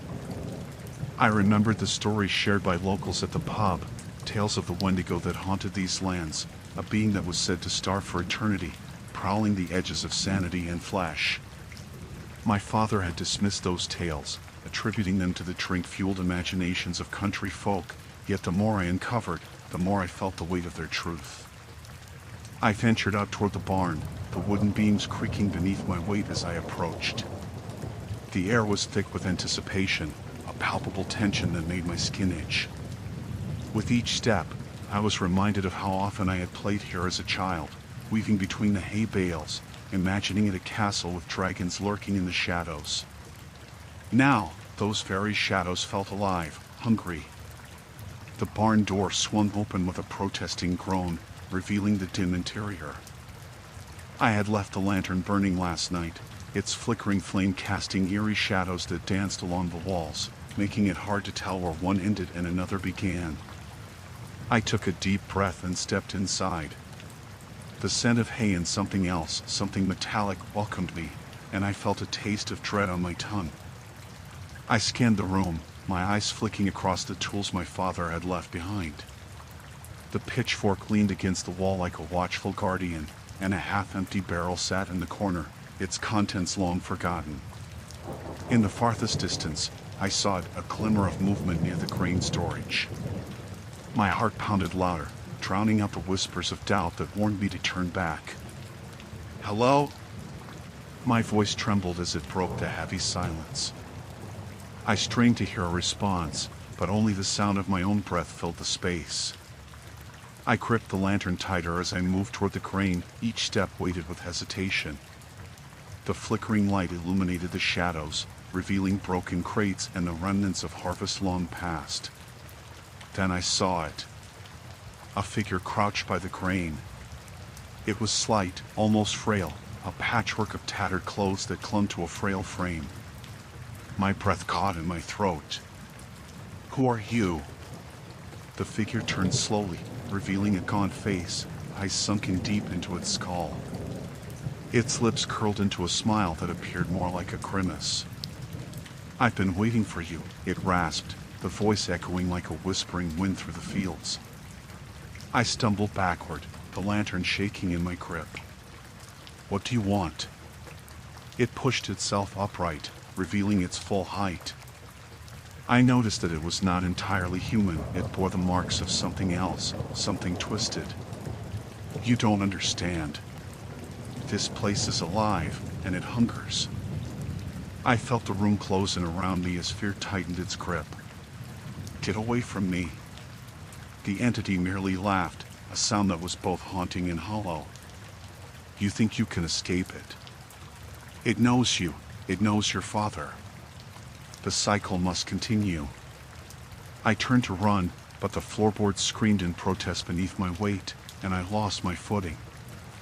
I hit the ground hard, the lantern crashing beside me, shattering its glass and extinguishing the flame. Darkness engulfed me, and I scrambled to my feet, frantically searching for a way out. Panic surged as I felt the presence drawing closer, a chill crawling up my spine. I dashed toward the door, the silhouette of the creature looming behind me, whispering curses laced with longing. I burst through the barn door and stumbled into the moonlit night, gasping for air, the world spinning around me. I ran blindly into the fields, the rough stalks of corn brushing against my skin like fingers reaching out to clutch me. Each breath felt like a battle as the whispers followed, riding the wind, echoing the fears that had taken root in my mind. I thought of my father, of the warnings he had ignored and the secrets he had buried. Had he known of this thing lurking in his shadows? Suddenly, I tripped, sprawling into the dirt. I lay there, heart racing, trying to gather my thoughts while the shadows danced around me, waiting. A rustling sound nearby made me freeze. I turned my head slowly, dread pooling in my stomach. It was there again, the figure emerging from the dark, its smile broader now, more menacing. "You can't escape what you are," it hissed, hands outstretched as if to welcome me into its twisted embrace. As I scrambled to my feet, a desperate thought crossed my mind. The journals, perhaps they held the answer, a way to confront this horror. The creature lunged, and I bolted back toward the house, the dim light flickering like a beacon of hope against the inky blackness. I had to reach the truth before it consumed me whole. Story 4, Rent Due in Blood. When I first moved into the old Victorian house on Maple Street, I never thought it would become the centerpiece of my nightmares. The facade, with its peeling paint and sagging porch, was less a warning than a siren call to my frugal sensibilities. The rent was cheap, and the landlord, a wiry man with a twitchy smile, promised that the house was full of charm and character. I believed him, and within days, I'd signed the lease. At first, everything seemed fine. I unpacked my boxes amidst the creaking floorboards and lofty ceilings, relishing the antique fixtures and the way the sunlight streamed through the grimy windows. I told myself that the flickering light bulbs in the hallway were a minor inconvenience, easily fixed with a quick trip to the hardware store. The first night, as I lay in bed, I marveled at the silence that surrounded me, a stark contrast to my last apartment, where sirens and shouting were constant companions. But as the days bled into weeks, I began to notice the house's peculiarities. The walls whispered secrets in the night, a low murmur echoing through the empty rooms. I dismissed it as the wind, or perhaps my imagination running wild. Yet, as the sun dipped below the horizon, an unsettling sensation wormed its way into my gut. Shadows danced unnaturally in the corners of my vision, and I found myself jumping at the smallest of sounds. One evening, as I sat in my small kitchen, the atmosphere thick with unease, I decided to confront my fears. I picked up my phone and dialed my landlord, Mr. Hargrove. His voice crackled through the line, thin and wheezy, like a broken record. "Ah, Miss Ellison. How's everything in the house?" I hesitated, the words choking in my throat. Fine, I guess. Though, the lights keep flickering, and there's a strange noise at night." He chuckled, a sound devoid of warmth. "Old houses have their quirks. Just part of their charm. You'll get used to it." I forced a laugh, but the conversation left me feeling hollow. Right. I just wanted to make sure everything was okay. Absolutely. "You're in good hands here," he replied. His voice dropped a notch, tinged with a strange urgency. "If you notice anything unusual, you let me know. I'm always just a phone call away." I let the conversation end, but unease curled around me like smoke. After that call, I didn't sleep well. I woke every hour, heart racing, convinced I heard someone whispering my name just outside my door, or in the attic, perhaps. I told myself it was just the house settling, but with each passing night, reality blurred, and the boundaries of my mind began to thin. A week later, I was jolted awake by the unmistakable sound of footsteps overhead. The noise echoed through the house, heavy and deliberate. I shot up in bed, my heart hammering against my ribs. I glanced at the clock, 2:17 a.m. I hadn't invited anyone over, and my neighbors were all well aware of my solitary lifestyle. With trembling hands, I reached for my phone and dialed Mr. Hargrove again. The line rang, but when he finally picked up, something in his voice felt off. "What is it, Miss Ellison?" "There's someone in the house," I whispered, the words feeling absurd even as I spoke them. He paused, a silence so profound it made the hairs on my arms stand tall. "What do you mean?" "I can hear footsteps. They're upstairs, moving around." "I think someone is here," I said, my voice trembling. "Calm down now. That's just the house. It plays tricks on you," he replied, his tone unnervingly calm. "Trust me, it has its own rhythm." His words twisted in my stomach. But I'm not imagining this. I swear I can hear someone. "Listen, Miss Ellison," he said, his voice turning sharp. "You're fine. Just go back to sleep. Nothing is out of place." The call dropped, and I sat in the dark, heart racing, feeling foolish. Maybe the isolation had played tricks on my mind. I turned on all the lights, but the shadows seemed to deepen. I steadied my breath, trying to dismiss the feeling that I was being watched. The next day, I decided to investigate. I climbed the creaky staircase and approached the attic door, half expecting to find nothing. The door was locked, but I could feel a chill emanating from the other side, a whispering air that felt alive. After a moment's hesitation, I took a step back and returned to my room, a gnawing sense of dread burrowing deeper. Days passed, and the patterns continued. The footsteps grew more pronounced. I began to notice other oddities. The cabinets in the kitchen would be open when I knew I had closed them, and my belongings would be slightly displaced, nothing major, just enough to keep me on edge. When I glanced out the window, I could have sworn I saw Mr. Hargrove standing outside, staring up at the house, a shadow among shadows, his expression unreadable. One afternoon, I finally decided to confront him. I marched down to his office, a cramped space a few blocks away, the air thick with the smell of stale cigarettes and old paperwork.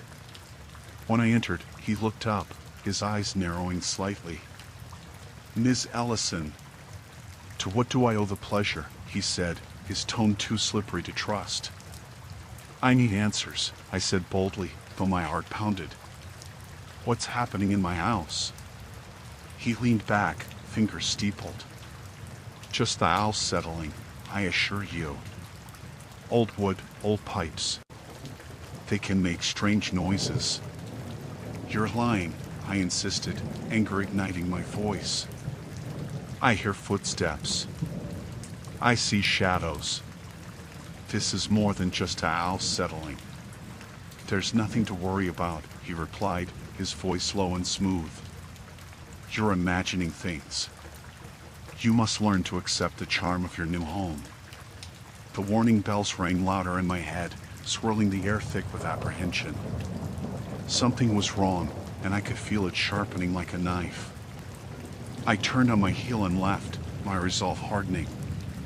As I walked away, a sense of foreboding hung heavy in the air, drowning out the sound of my footsteps, as if the house itself was holding its breath, waiting for the next move in a game I had yet to understand. The sun dipped below the horizon, casting long shadows over the weathered facade of the building. Its bricks were crumbling, and the faded paint peeled like skin, revealing layers of neglect. As I stepped outside, the air felt thicker, as if the building was exhaling a secret that had been trapped within its walls for years. My landlord, Mr. Grayson, had promised repairs and an imminent inspection, but as I glanced up at my second-floor apartment, I couldn't shake the feeling that the place was more alive than it had any right to be. I had been living there for nearly 6 months, and each creak of the floorboards felt like a whisper, a warning that I had yet to decipher. That evening, I decided to visit the local library, hoping to find anything that would distract me from the oppressive atmosphere of my home. The library was old but welcoming, nestled between a bakery and a coffee shop. The scent of fresh bread mixed with the mustiness of aging books, and it felt like a sanctuary. As I wandered through the aisles, I stumbled upon a section dedicated to local history. I pulled out a dusty volume, the spine cracked and pages yellowed. I was curious about the building I lived in and its past, wondering if perhaps the unsettling feeling I had was rooted in something more tangible. Flipping through the book, I found a section devoted to the very street where my apartment was located. The text detailed the building's origins, built in the late 1800s as a boarding house.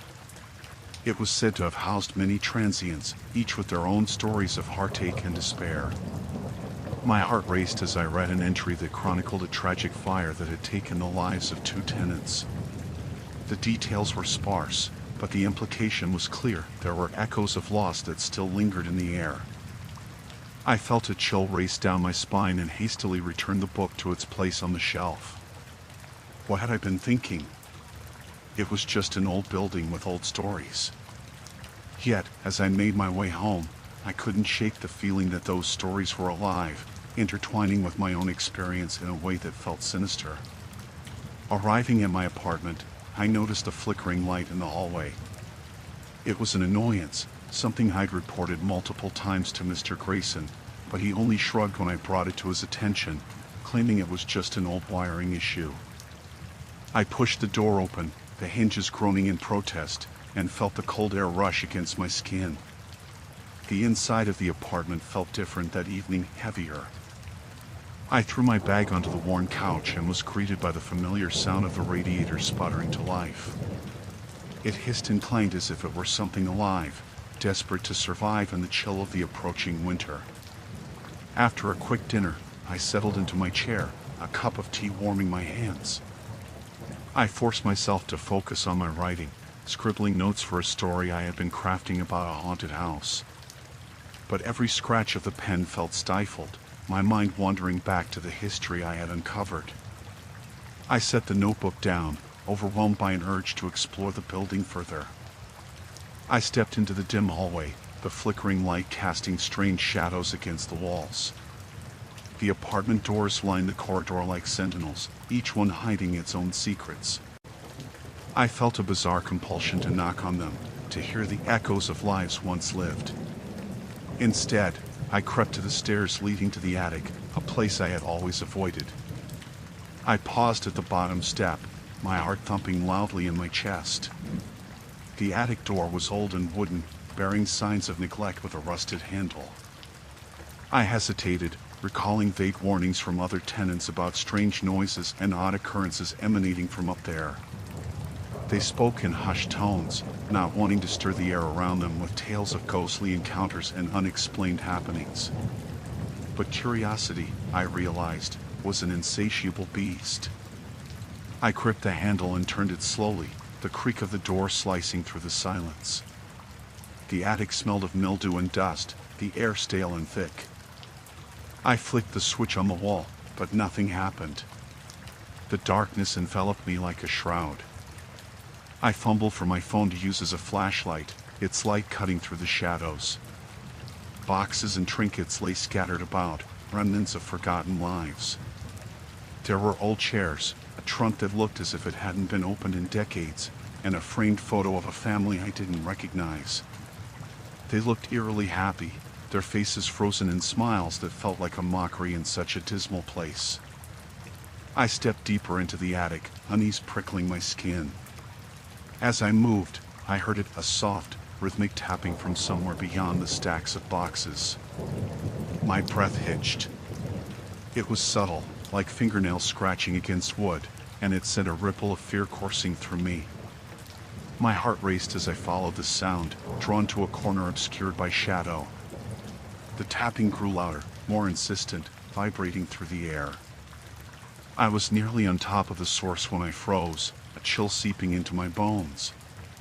There, hidden behind an old wardrobe, was a small door, a door I had never noticed before. It was unremarkable, just a piece of wood slightly ajar, but it felt significant, as if it were waiting for me. The tapping had stopped, but I could still hear my heartbeat echoing in my ears.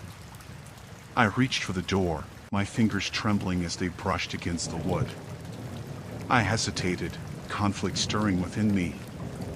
What lay beyond? Secrets, perhaps, that were never meant to see the light of day. I could hear the wind howling outside, rattling the old windows, and suddenly, I felt exposed, as if the very building was watching and waiting for my next move.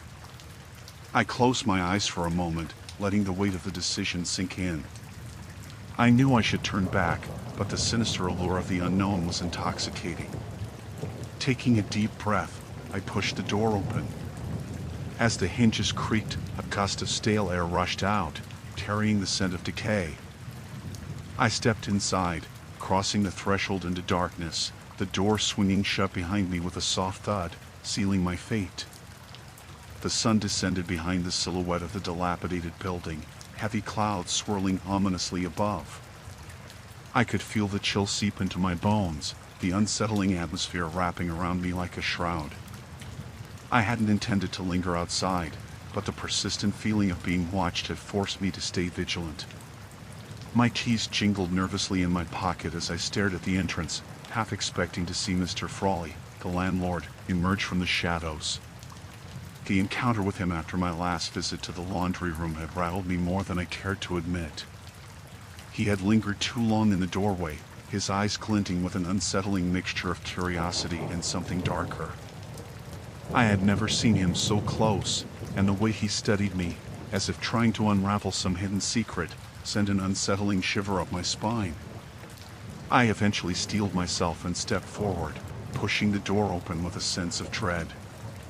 The hallway was dim, the flickering fluorescent lights casting erratic shadows that danced along the peeling wallpaper. As I made my way up the stairs to my apartment, I sensed an unsettling silence surround me, the kind that felt like it was brimming with hidden eyes, ready to pounce. Inside my unit, I tried to find solace in the familiarity of my belongings, but it was no use. The walls felt closer, and the air was thick with an unease that settled like a weight on my chest. I closed the curtains, blocking out the fading light, and the shadows deepened, creeping further into the corners of the room. I decided to distract myself by making a cup of tea, the kettle's whistle of brief comfort in the encroaching gloom. As I poured the steaming water into my mug, I glanced around, the oppressive quiet echoing in my ears. It was then that I noticed a piece of paper peeking out from beneath my front door. My heart dropped. I approached cautiously, bending down to retrieve it. My fingers trembled as I unfolded the note. The handwriting was jagged and uneven, almost frantic. "You shouldn't stay here. He watches. He listens. Change your locks." My pulse quickened, and I glanced over my shoulder, half expecting Mr. Frawley to materialize behind me, his eyes glinting maliciously. Who had left this note? Was it a tenant who had fled, or was it merely a cruel prank? I tossed the paper onto the counter as if it were a snake that had bitten me. Yet the words echoed in my mind, filling the silence with horrifying possibilities. I could feel the weight of the building pressing down on me, a malignant entity that thrived on fear. In an effort to regain some semblance of control, I decided to go out again, this time to the local hardware store. I needed new locks. If someone truly believed I was unsafe in my apartment, I needed to act. The dim streetlights flickered across my path, illuminating the cracked pavement as I made my way. Each footstep felt louder than the last, a drum of impending dread. At the store, I gathered what I needed, keeping my gaze fixed on the ground. I could feel the eyes of the cashier, a bored teenager glued to his phone, lifting occasionally to gauge my presence. I avoided any further interaction, paying with cash and hurrying back to the safety of my apartment. The moment I locked the door behind me, a wave of relief washed over me. I exhaled deeply, the tension in my shoulders loosening slightly. I set to work immediately, replacing the locks with shaky hands. Just as I tightened the last screw, an ominous knock echoed through my apartment. I froze, my heart hammering in my chest. Who could it be? The confidence I had mustered faded, leaving only apprehension. I approached the door slowly, peering through the peephole. A familiar figure stood on the other side, silhouetted against the dim hallway light. It was Mr. Frawley. The knock came again, more insistent this time. I hesitated, instinct urging me to retreat. But I couldn't just ignore him. I took a deep breath, steadying my nerves, and opened the door a crack. "What do you want?" I managed to ask, trying to mask the tremor in my voice. His face was expressionless, a mask devoid of emotion. "Just checking in on you. Heard some noises last night. Thought I'd see if everything was all right." His voice dripped with a false sweetness, a sugary coating over an unsettling truth. "I'm fine," I said firmly, though I could feel the quiver in my stomach. "Thank you for your concern." His gaze lingered too long, searching my face as if he could read my fear etched in every line. "Good to hear. Just remember, if you have any problems, you come to me." He stepped back slightly, a predatory gleam in his eyes. "I'm always around." With that, he turned and walked away, leaving me standing in the doorway, the world around me closing back in. I shut the door, locking it with a frantic urgency as if the act could ward off the suffocating dread that began to seep back in. I backed away, leaning against the cool surface of the door, my heart racing. I could still feel his gaze on me, lingering in the air like a noxious fog. I was trapped, ensnared in a web spun by a landlord who seemed to revel in my fear, a puppet master pulling the strings. As I sank onto the couch, the shadows crept closer, the weight of the building closing in around me. I was alone, and the darkness was alive. The shadows in my apartment deepened as the days passed, gnawing at the edges of my sanity. What had once been a quaint, if somewhat worn, haven now felt like a prison, each corner harboring whispers of dread. The air thickened with a cloying sense of unease, and it clung to me like a damp fog. I paced the living room, tracing the patterns of the peeling wallpaper, the same wallpaper that bore witness to my mounting anxiety. The incidents had escalated since Mr. Grayson's last visit. I could still recall the way his eyes had glinted with a predatory hunger, the way he lingered too long in the doorway before leaving. My calls to the building's management office went unanswered, each message dissipating into the void like my resolve. I was alone, trapped within these walls that echoed with the weight of my fears. One evening, I returned home to find a handwritten note taped to my door. It was scrawled in a hurried, jagged script that sent a chill down my spine. I have noticed your distress. I can help you, but you must trust me. No signature, no indication of who had left it.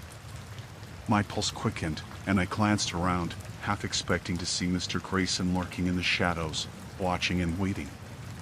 With trembling hands, I tore the note down and crumpled it in my fist. Help? From whom? I was already unnerved by the way Mr. Grayson seemed to know my movements and moods, as if he could sense my vulnerability. I spent the evening wrestling with that note, its words playing on a loop in my mind. Trust him? I could hardly trust myself to stay in this apartment another night. When sleep finally came, it was fitful and haunted. I woke frequently, drenched in sweat, the sound of scratching echoing in my mind. Each time I opened my eyes, I expected to see the figure of my landlord looming over me, a ghostly silhouette with that same predatory look. I had to find a way out. The next day, I decided to investigate further. I rummaged through the building's old directories, searching for names of previous tenants. I needed to know if anyone else had experienced what I was going through. My heart raced as I perused the lists, my fingers shaking as I traced their names. Most had moved out years ago, but one name caught my eye, Eleanor Pritchard. Digging deeper, I found an old news article in a dusty archive, revealing that Eleanor had vanished without a trace, the circumstances surrounding her disappearance shrouded in mystery. The story was unsettling, but it ignited a flicker of determination within me. I needed to uncover the truth about this place and the man who managed it.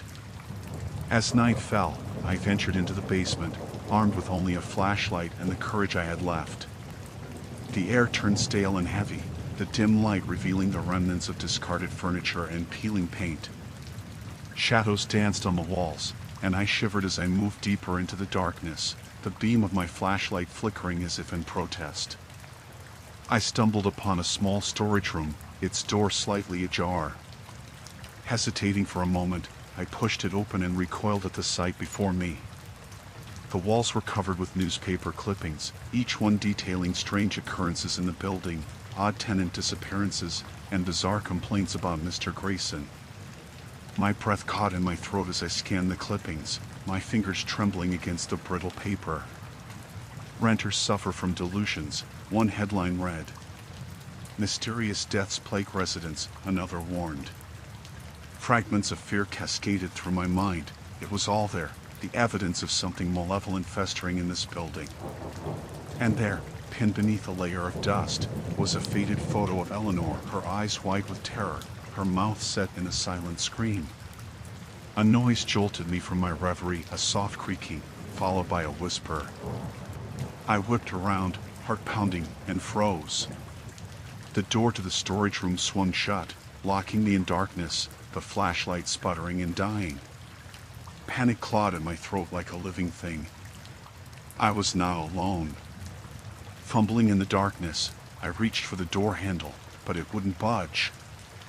I pounded on the door, shouting for help, but the only response was an echo of my own voice, swallowed by the suffocating silence. I slid down to the floor, my back pressed against the cold, damp wall, fighting back the rising tide of despair that threatened to consume me. Time lost meaning. I don't know how long I sat there, wedged in that claustrophobic space, but suddenly the door creaked open. A silhouette stood in the light, framed by the oppressive blackness of the basement. It was Mr. Grayson, a smile curling at the corners of his mouth, his demeanor a mask of faint concern. "There you are, my dear tenant," he purred, stepping closer. "I was worried. You shouldn't be in such dark places alone." I scrambled to my feet, adrenaline surging through me. "What do you want from me?" I managed to rasp, my voice trembling. He stepped forward, and I caught the glint of something sharp in his hand. "I only want to help you, but you must understand, leaving isn't an option. Not anymore." The basement felt like it was closing in, his presence suffocating. As I gazed into his eyes, I saw a darkness that echoed the very walls of the building, a void that threatened to swallow me whole. I was trapped, ensnared in a nightmare of my own making. I had barely settled into my new routine when the shadows of my apartment began to reshape themselves into something darker. The creaking of the floorboards echoed at odd hours, as if the house itself were whispering secrets I was not meant to hear. Each night, the rhythmic thrum of the radiator filled the silence, a reminder that I was not alone in this aging building. But as the days turned into weeks, I could no longer ignore the feeling that my landlord, Mr. Hargrove, was more than just a man with a penchant for collecting rent. My first encounter with him had been unremarkable, a brief exchange in the dimly lit hallway when I had moved in.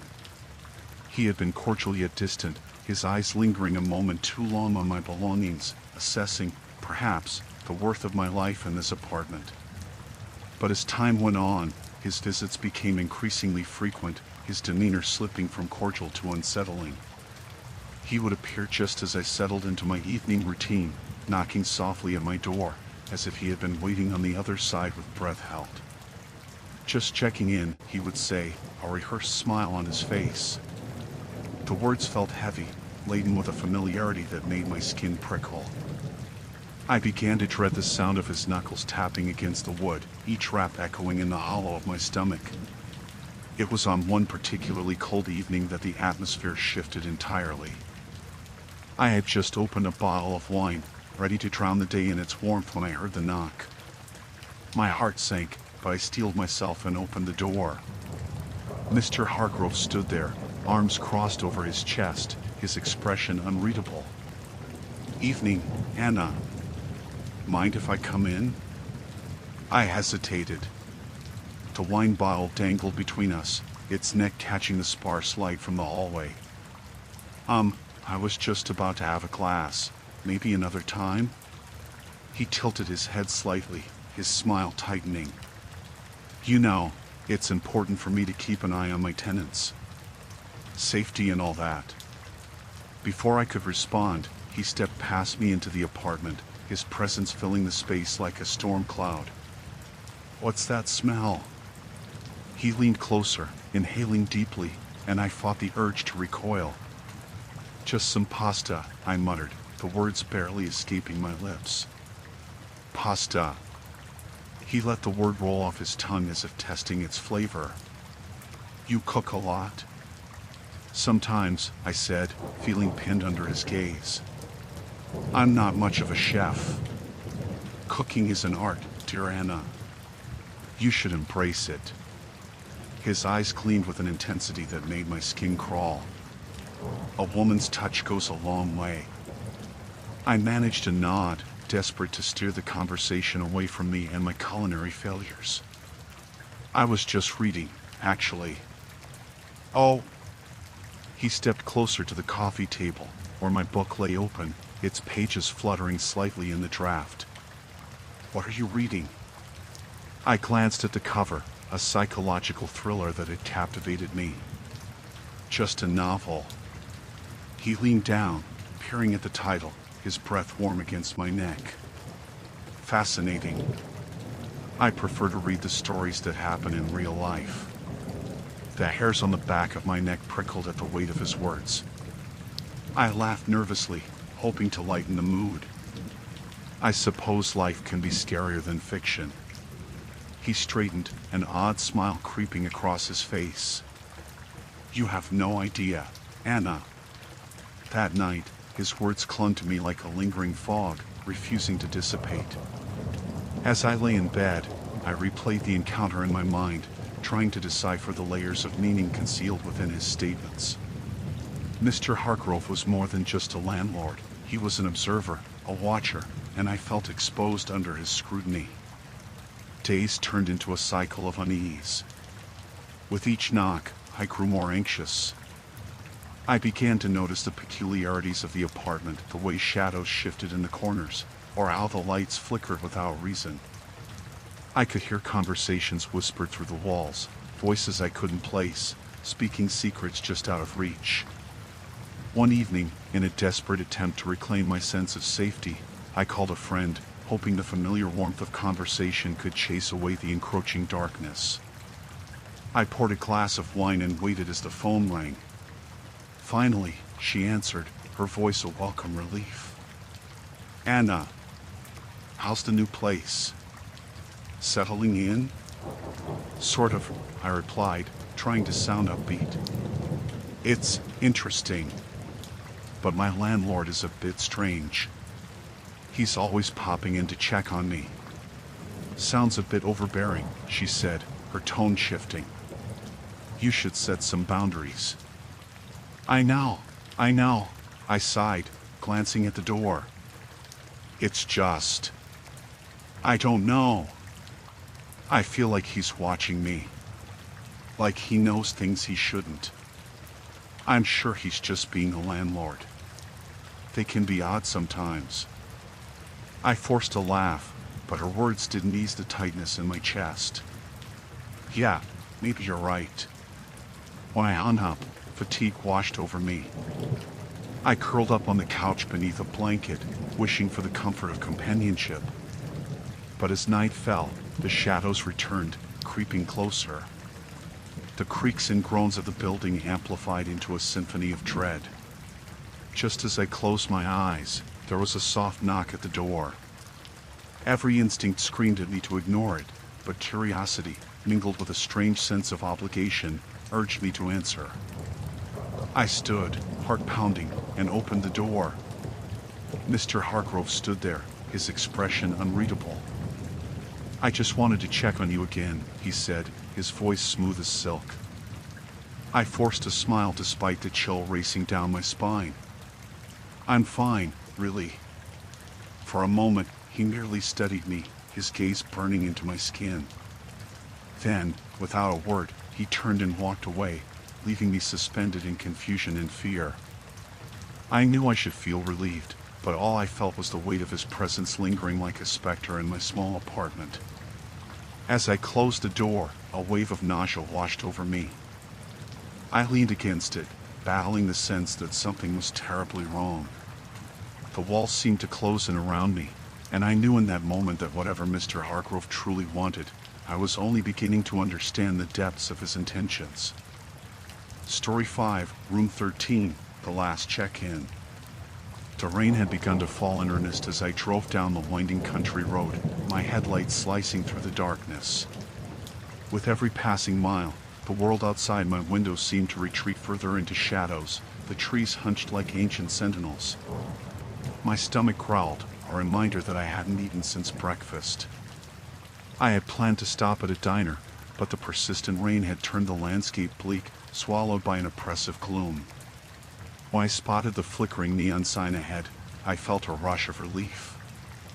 The willow in it read, its paint peeling and letters flickering as if they were fighting for their last breath. For a moment, I hesitated. I had heard stories about places like this, haunted motels lurking along desolate roads, offering nothing but despair. But the alternative was spending the night in my car, which felt far less appealing. The inn's exterior was weathered, the wooden planks warped and worn. The porch sagged in the middle as if it carried the weight of all the sorrow it had witnessed. I parked my car and cautiously stepped out into the cool rain, water soaking through my shoes almost immediately. A peculiar chill ran down my spine as I approached the entrance, but I brushed it off as mere exhaustion. Inside, the lobby was dimly lit, the air stale. A worn-out couch sat against the wall, and a dusty chandelier hung from the ceiling, its crystals barely reflecting the light. An elderly woman stood behind the reception desk, her gaze fixed on me as if she was expecting me.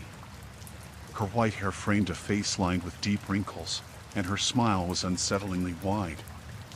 "Welcome to the Willow Inn," she said, her voice soft yet sharp, like the crackle of a dry twig. "We don't get many visitors this time of year." I forced a smile, feeling the weight of her stare. "I need a room for the night." "Of course, dear," she replied, her eyes gleaming in the low light. "We have one available. Room 7. It's quite cozy." "Perfect," I said, handing her my ID and credit card. The old woman's fingers brushed over my palm as she took my cards, and I felt a shiver race up my arm. She hummed a tune as she entered my information. "Here you go," she said, handing me a rusty key with a faded number 7. "You'll find it at the end of the hall. Just follow the carpet." I nodded and turned to leave, my footsteps muffled by the worn carpet that seemed to swallow sound. As I passed the other doors on the way to my room, I noticed the odd decorations, pictures of landscapes hung crookedly, and strange tapestries adorned the walls, each telling stories I could not discern. The air felt heavy, suffocating. Room 7 had a door that groaned in protest as I pushed it open. Inside, it was as I had expected, sparse but functional. The bed was covered in a faded floral quilt, and a small desk sat by the window, its view obscured by rain. I tossed my bag on the bed and let out a sigh of relief, grateful for a moment of solitude. After a quick shower, I settled down on the bed with a book I had brought along. The sound of rain pounded against the window, creating a rhythm that should have lulled me to sleep. Instead, I felt a strange tension in the air, as if the very walls were holding their breath. Just as I began to lose myself in the pages, a thud reverberated through the room. I jolted upright, heart racing. The sound came again, more distinct this time, a series of soft thumps. I glanced at the door, wondering if someone had wandered into my space by mistake. "Hello?" I called out, my voice sounding weak in the stillness. No response. After a moment's hesitation, I stood up and crept to the door, placing my ear against the cold wood. The thuds continued, steady and deliberate. They came from the room next door, a low, almost rhythmic sound. I backed away, feeling a wave of unease wash over me. I tried to return to my book, but the noise gnawed my concentration. I could no longer ignore it. After a few minutes, curiosity got the better of me. I hesitated at the threshold, my hand poised over the doorknob.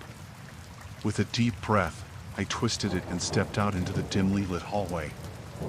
The thudding was more pronounced now, accompanied by a soft dragging sound that sent chills down my spine. I moved toward the door next to mine, heart pounding in my chest.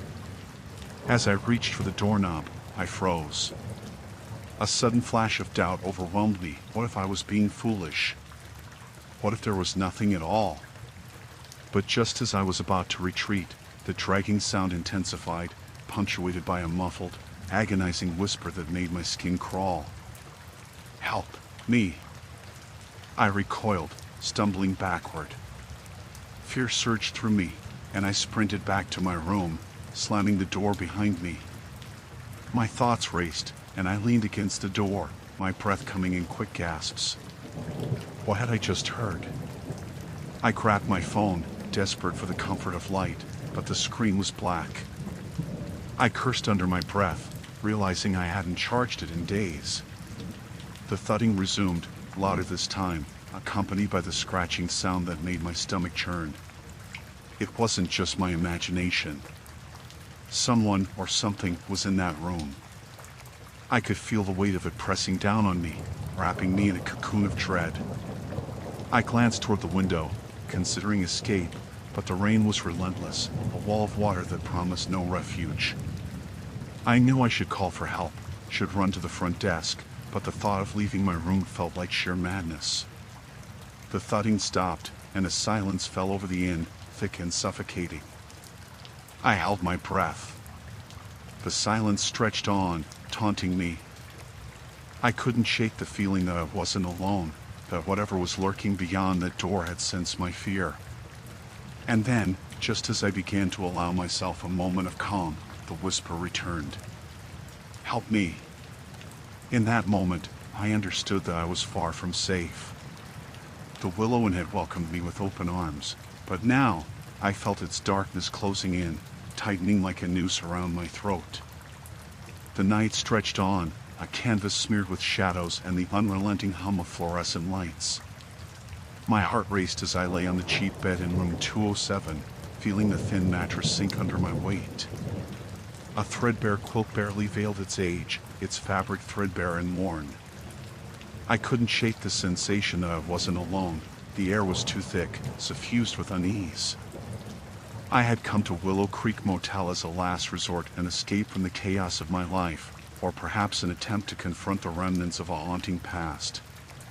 The town was as forgotten as the motel itself, both sitting at the edge of nowhere, surrounded by dense woods that loomed like ancient sentinels. I had expected silence, but the silence here was heavy, pregnant with something I couldn't quite name. It was after midnight when I heard it for the first time, a soft tap, like fingernails scraping against the wood. My breath caught in my throat as I froze, straining to hear over the rhythmic thump of my heart.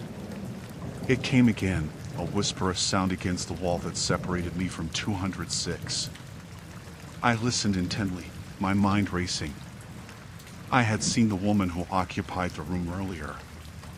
She was tall and gaunt, her hair cascading in tangled waves, obscuring her face.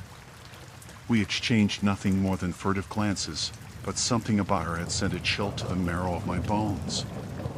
The tapping intensified, a maddening insistence that beckoned me to respond.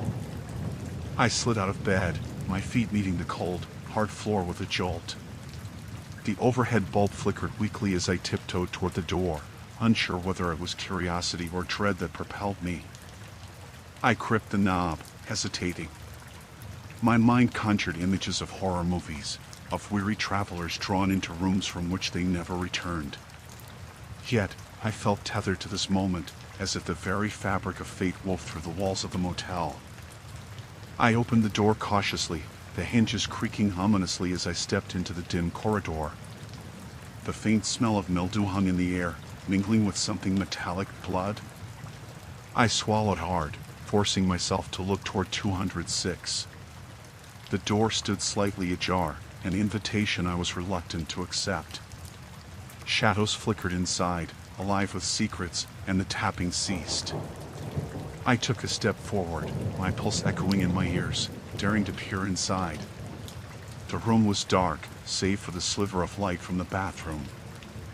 I squinted against it, catching a glimpse of the woman, a silhouette standing just beyond the threshold.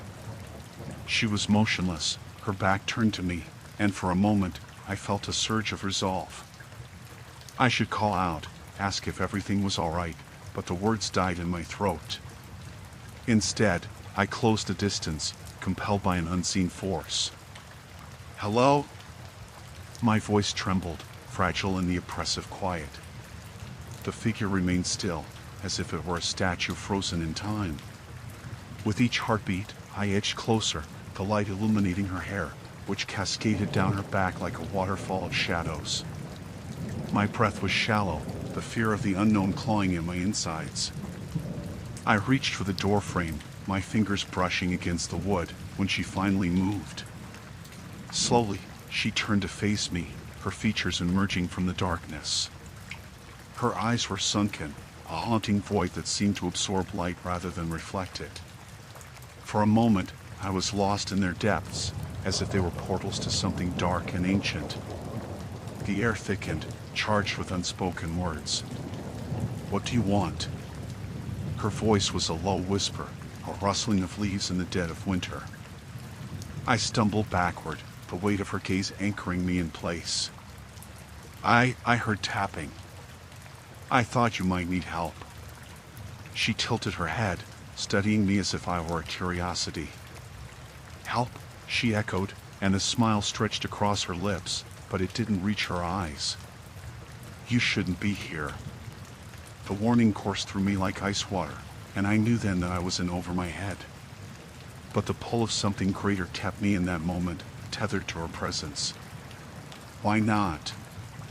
What's wrong? With a flick of her wrist, she gestured toward the bathroom, the light illuminating the outline of a figure sprawled on the floor.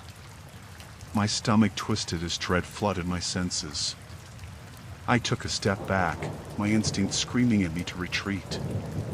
Who was that? Her smile widened, revealing teeth that appeared too sharp, too white. It's just a reminder, dear. A reminder of the things that linger in the dark. You can't escape them. I turned to flee, adrenaline surging through my veins. The corridor yawned before me, a gaping maw of uncertainty, but desperation clawed at my heels. I didn't dare look back as I stumbled down the hallway, my heart hammering against my chest. The sound followed me, footsteps echoing through the corridor, a chilling mimicry of my own hurried steps. I burst through the door of my room, slamming it shut behind me, my breath ragged as I leaned against it. The silence returned, oppressive and suffocating. I glanced at the nearby window, the moonlight spilling in, illuminating the dust motes that danced in the air. An oppressive weight settled in my chest as I considered what I had just seen. The woman, who was she? The figure in the bathroom, what had I stumbled into? I pressed my back against the door, listening intently. The footsteps faded, leaving behind only the sound of my frantic breathing. But deep inside, a primal instinct warned me that I was not safe. Not here. Not anywhere within these walls. The morning sun slashed through the thin curtains of my motel room, illuminating the faded floral wallpaper that clung desperately to the peeling drywall. I squinted against the harsh light, the remnants of a restless night clouding my thoughts. The unsettling memories of my dreams lingered like fog, elusive yet heavy, making it hard to distinguish between reality and the shadows that danced in the corners of my mind. Still unsettled from my last encounter with the hotel clerk, I decided to explore the motel further, hoping to shed the feeling of being watched. The air in the corridor felt thick, as if it had been trapped for ages, stale and cold. I stepped outside my room, the worn carpet muffling my footsteps, and moved cautiously toward the staircase at the end of the hall. The stairs creaked beneath my weight, each step echoing like a whispered warning. I noticed the faded photographs lining the walls, sepia-toned images of families smiling in front of the very motel I stood in, a stark contrast to the ghostly silence that enveloped the place now. The lower level smelled of mold and something metallic, a tang that made my stomach churn. I paused outside the reception area, half expecting to see the clerk again, but the desk was unmanned. A sharp chill slithered down my spine as I peered into the dimly lit back room. "Hello?" I called, my voice small in the cavernous space. No answer. I pulled back, my instinct screaming that I should retreat, but curiosity pulled me forward. I stepped further into the room, peeking around the corner.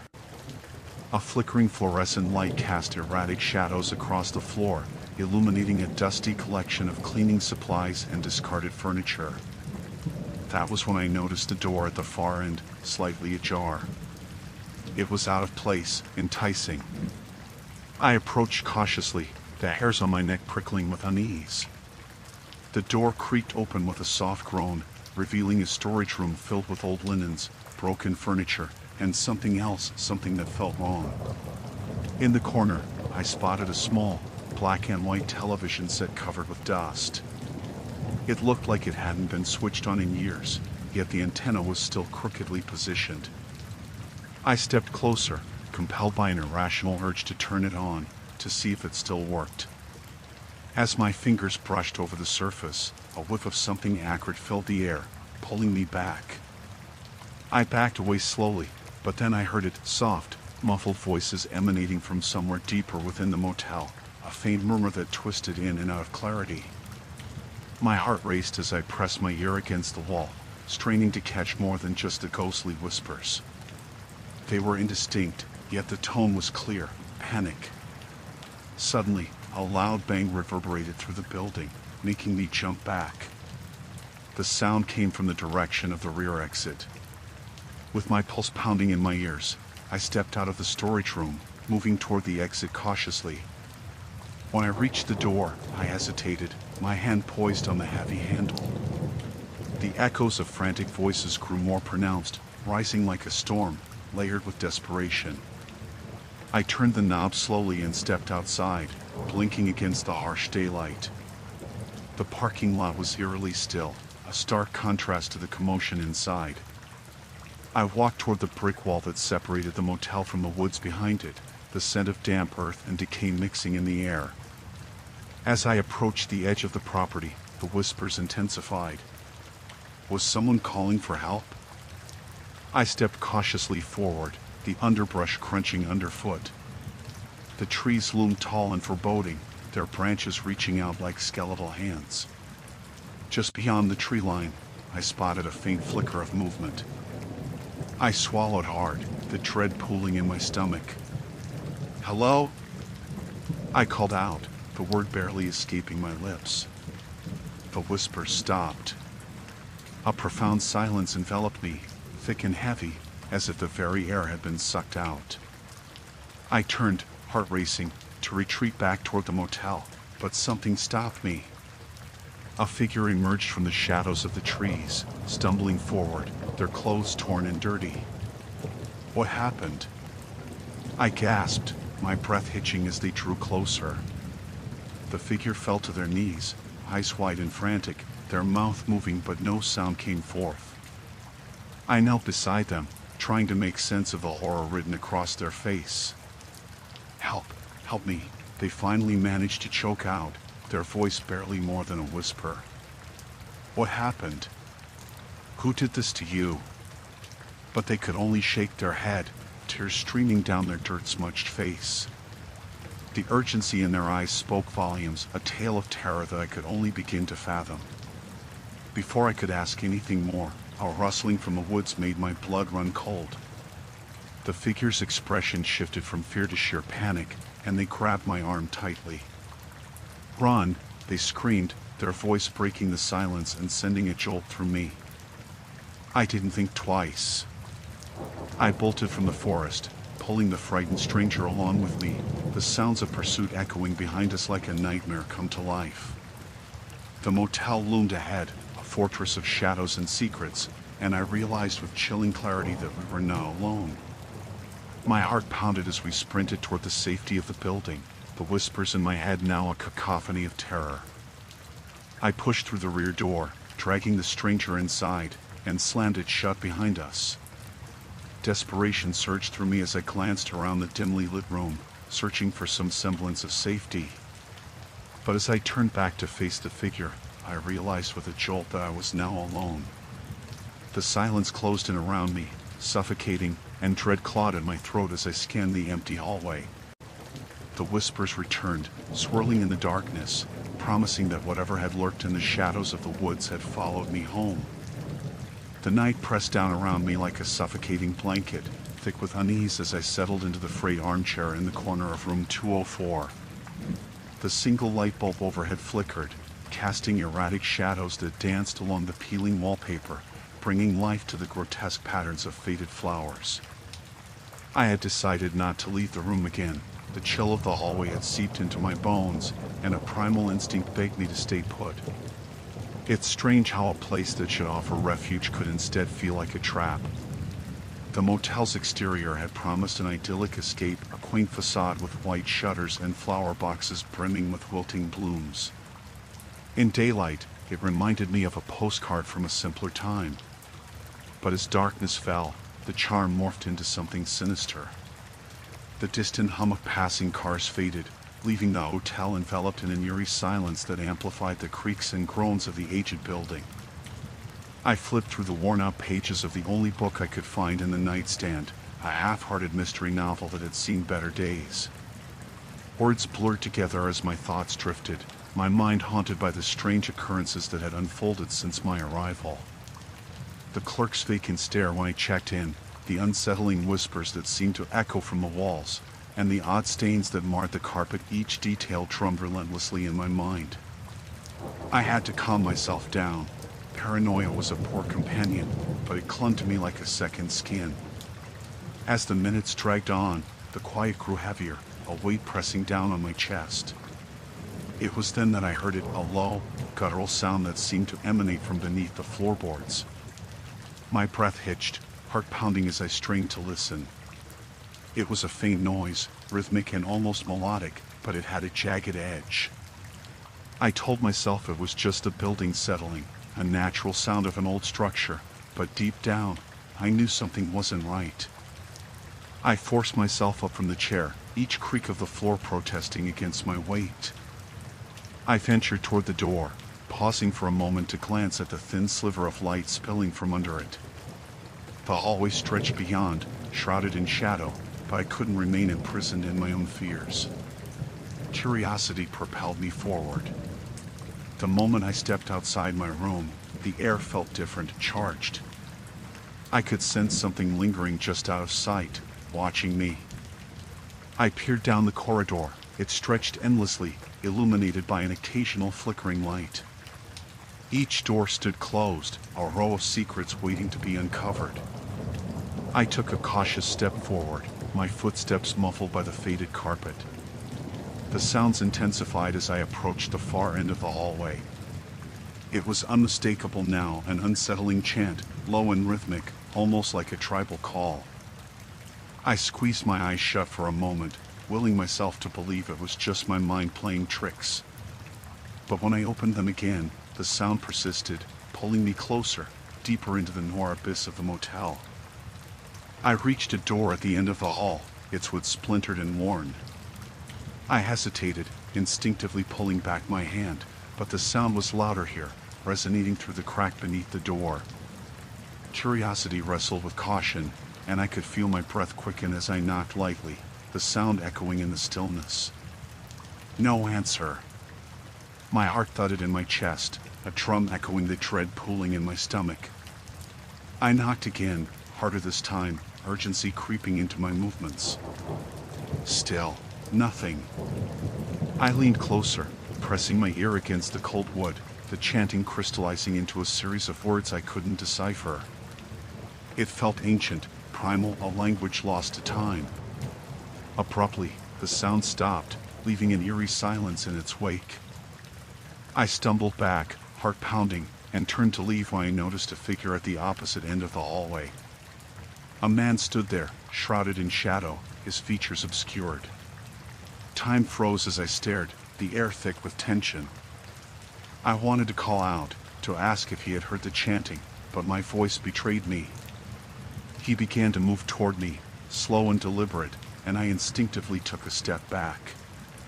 The flickering light overhead cast his figure in and out of visibility, revealing a patchwork of shadows and angles that made him appear more like a specter than a man. I felt a shiver creep up my spine, a deep-rooted instinct urging me to run. Before I could turn, he spoke, his voice a rasping whisper that slithered through the air. "You shouldn't be here."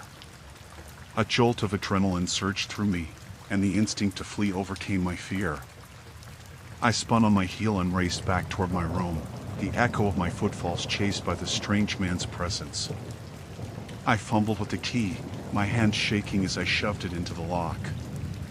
I could sense him behind me, a dark shadow lurking, and the oppressive weight of the hallway pressed in around me. The door swung open, and I dove inside, slamming it behind me. I leaned against it, breathless, heart racing. The silence of my room felt like a sanctuary, but I knew it was temporary. My mind raced as I glanced around. The book lay forgotten on the floor, the chair still in the corner. I was safe, at least for now. As I sank down onto the bed, I could still feel his gaze through the door, watching, waiting. The chanting had faded, but the echo of its existence haunted me. This place was not just a motel, it was a prism of darkness, and I was trapped inside its refracted horror. I had to leave, but the thought of stepping back into that oppressive hallway, facing whatever lurked in the shadows, filled me with dread. I lay back against the pillow, trying to steady my breathing. I needed a plan, a way to escape this nightmare. But as the minutes stretched on, I could feel the walls closing in, the darkness whispering secrets I was not ready to face. The air in the motel room was thick with a stench I couldn't quite identify. It was like mildew mixed with something rancid, something that lurked in the corners of my mind, refusing to let go. I had tried to convince myself that the disarray I had seen earlier in the hallway was just a trick of the dim lighting, a figment of my imagination brought on by fatigue and fear. I was wrong. After my encounter with the woman who had seemed so out of place, I had locked myself in the bathroom with my phone, my heart hammering against my ribs. I scrolled through my contacts, searching for anyone who could pull me from this nightmare. But the connection was spotty, and each time I attempted to dial, the signal dropped. I could barely hear my own thoughts over the pounding of my heart and the echo of that woman's broken voice asking if I believed in ghosts. I finally emerged, convinced that whatever threat lingered in this forsaken place wasn't going to simply knock on my door. The fluorescent lights flickered overhead, casting jittery shadows across the peeling wallpaper. I stepped into the main room, my senses heightened, every crack in the building resonating like a distant scream. I noticed something out of place, the curtains. They were drawn tight, which was odd considering I had left them slightly parted to let in the meager sunlight that shone through the grimy window. A knot twisted in my stomach. Every instinct told me to back away, to retreat into the bathroom, but curiosity anchored me to the floor. With slow, careful movements, I approached the window. I pulled the fabric aside just enough to glimpse the outside world. The parking lot was empty, save for a few abandoned vehicles that seemed to sway with the rhythm of an unseen breeze. My heart sank further. Then I caught a flicker of movement in the rearview mirror of an old sedan. It was subtle, almost imperceptible, a figure shifting within the confines of the vehicle. I squinted, trying to focus, but as soon as I did, the figure was gone, hidden behind the tattered upholstery and the shadows of the surrounding trees. "Just leave," I whispered to myself, the sound barely making it past my lips. But leaving meant facing the unknown, and that was something I wasn't prepared for. I glanced back at the door, half expecting to see the woman from earlier lurking just on the other side. Instead, there was nothing but the peeling paint and the echoes of a life long forgotten. I paced the room, my mind racing through every possible exit strategy. I could wait until morning, but what if something happened during the night? I could hear the pulsating silence growing heavier, wrapping around me like a suffocating shroud. Each breath felt like an effort, drawing in the stale air that seemed to close in on me. I picked up my phone again, hoping for a miracle. The screen flashed to life, but the signal remained weak. I noticed the time, 3:17 a.m. Maybe I could crash until dawn, I thought. I needed to be alert for whatever might come next. In some primal part of my mind, I knew sleep was a fool's errand, but exhaustion dragged me down like a lead weight. I made my way to the bed, shifting the threadbare comforter to the side, revealing an unmade mattress that looked like it hadn't seen fresh sheets in decades. As I lay down, a chilling breeze seeped through the cracks in the window frame, sending shivers cascading down my spine. I pulled the comforter tighter around me, trying to shut out the creeping cold. But sleep was a distant memory, each second stretching into an eternity as I stared at the ceiling, listening to the hum of the refrigerator in the far corner of the room. That's when I heard it, a soft scratching sound, like nails against wood. I strained my ears, trying to pinpoint the source, my heart racing once more. The sound was coming from the door. My breath caught in my throat as I listened more closely. It wasn't just scratching, it was accompanied by a muffled voice. "Help me, please." I shot upright, my heart slamming against my chest. The voice was weak, barely a whisper, yet it pierced through the heaviness of the moment. I hesitated, torn between fear and the instinct to help. But who was I helping? What had happened out there? Despite every rational thought screaming at me to stay put, I swung my legs over the edge of the bed and padded cautiously toward the door. The scratching resumed, a desperate plea for aid that tugged at my heartstrings. I put my hand on the doorknob, hesitating as I felt the cold metal seep into my palm. "Please, help me," the voice trembled again, more urgent this time. I twisted the knob, prepared for whatever lay beyond. I pulled open the door, bracing myself for the chaos that awaited. And there she was, the woman from before, her face pale and drawn, eyes wide with fear. "They won't let me go," she murmured, looking over my shoulder as if expecting a hidden terror to strike. I stepped back instinctively, heart pounding. "What do you mean? Who won't let you go?" "They're here," she said, her voice rising. "You have to run now." Before I could respond, she lunged past me, her hands grasping at the air as if trying to escape an unseen grip. I turned just in time to see a shadow dart across the room, a darkness that seemed to slither against the walls. My blood ran cold, and a primal instinct kicked in. I slammed the door shut, locking it as the woman's frantic screams echoed in my mind, drowning out the desperate scratching that resumed just outside. Story 6, Voices Unbound, The Exorcist's Curse. The wind howled through the trees, a mournful sound that seemed to echo the isolation I felt in the small, crumbling house I had inherited from my grandfather. When I first arrived, I had imagined a quaint retreat, a place to escape the chaos of my life. I didn't expect the oppressive atmosphere that clung to the walls like dampness. Shadows danced in the corners, lurking just beyond the candlelight, and there was a distinct chill in the air that nothing could dissipate. As night fell, I lit a few candles, their flickering flames barely illuminating the peeling wallpaper. The house creaked as if it were alive, sighing under the weight of years gone by, and I couldn't shake the feeling that I was being watched. The remnants of my grandfather's life lingered in every room, odd trinkets and faded photographs that seemed to stare back at me. I tried to dismiss the sensation as nerves, a result of the unsettling ambience, but it gnawed at me nonetheless.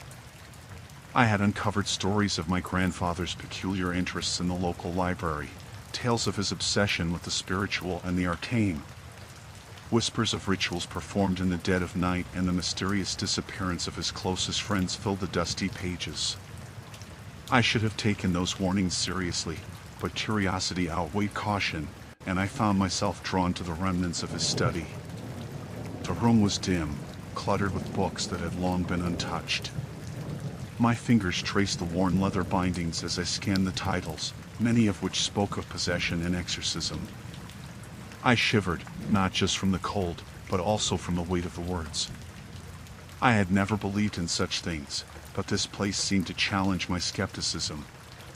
In the far corner, I noticed a small chest, ornate and locked. The key was nowhere to be found, but I could feel its secrets beckoning me. That night, sleep came fitfully. I tossed and turned, plagued by dreams that morphed into nightmares. A figure loomed in the shadows of my subconscious, its face obscured but its presence suffocating. Whispers filled my ears, words I could not understand but felt etched in the very marrow of my bones.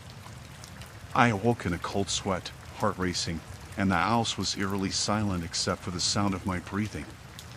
The following day, I decided to explore the town, perhaps to find someone who remembered my grandfather. The streets were lined with old buildings, and as I walked, I couldn't shake the feeling of being observed.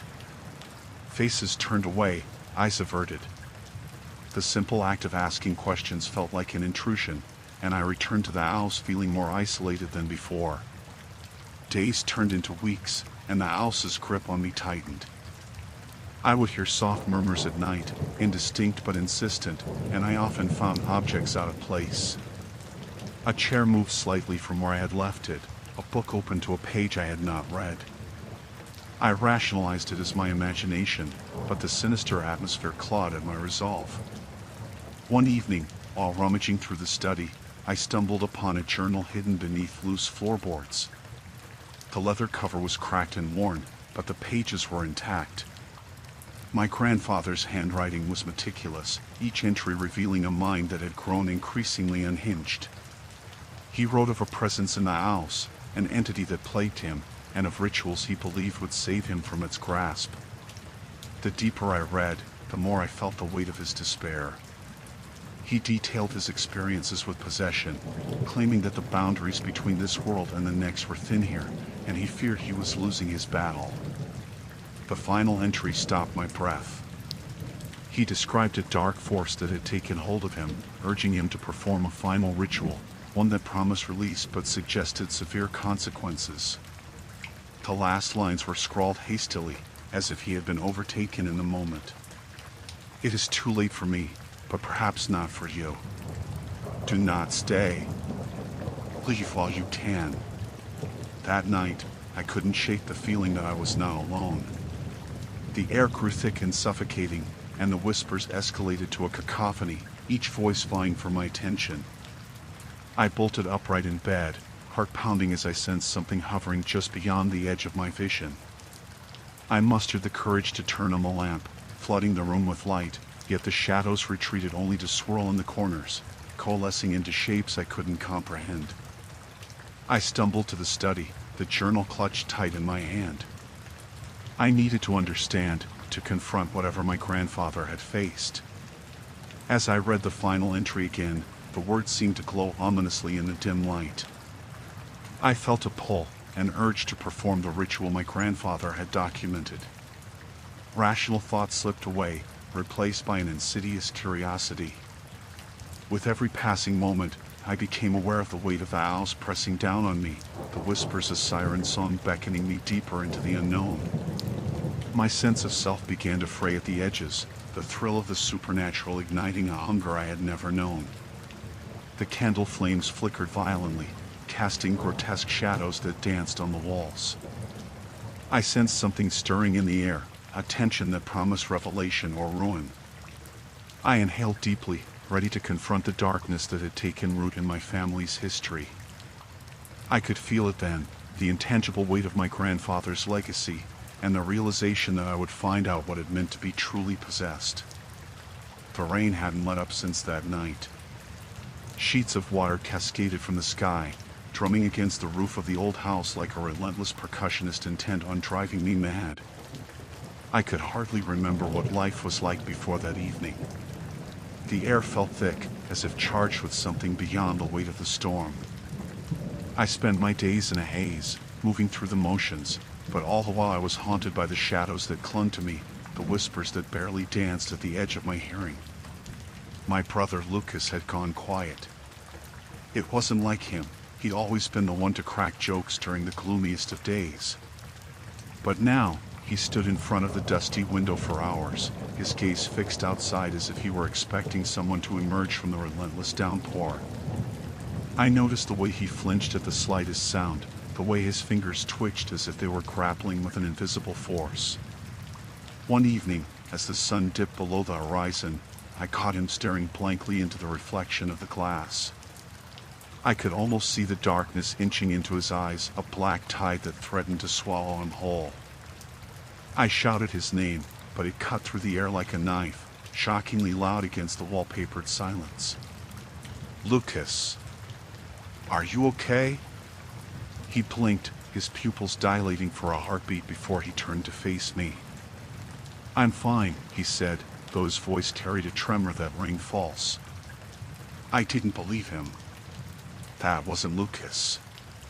The brother I knew would have broken into a grin, would have made a quip about my incessant worrying.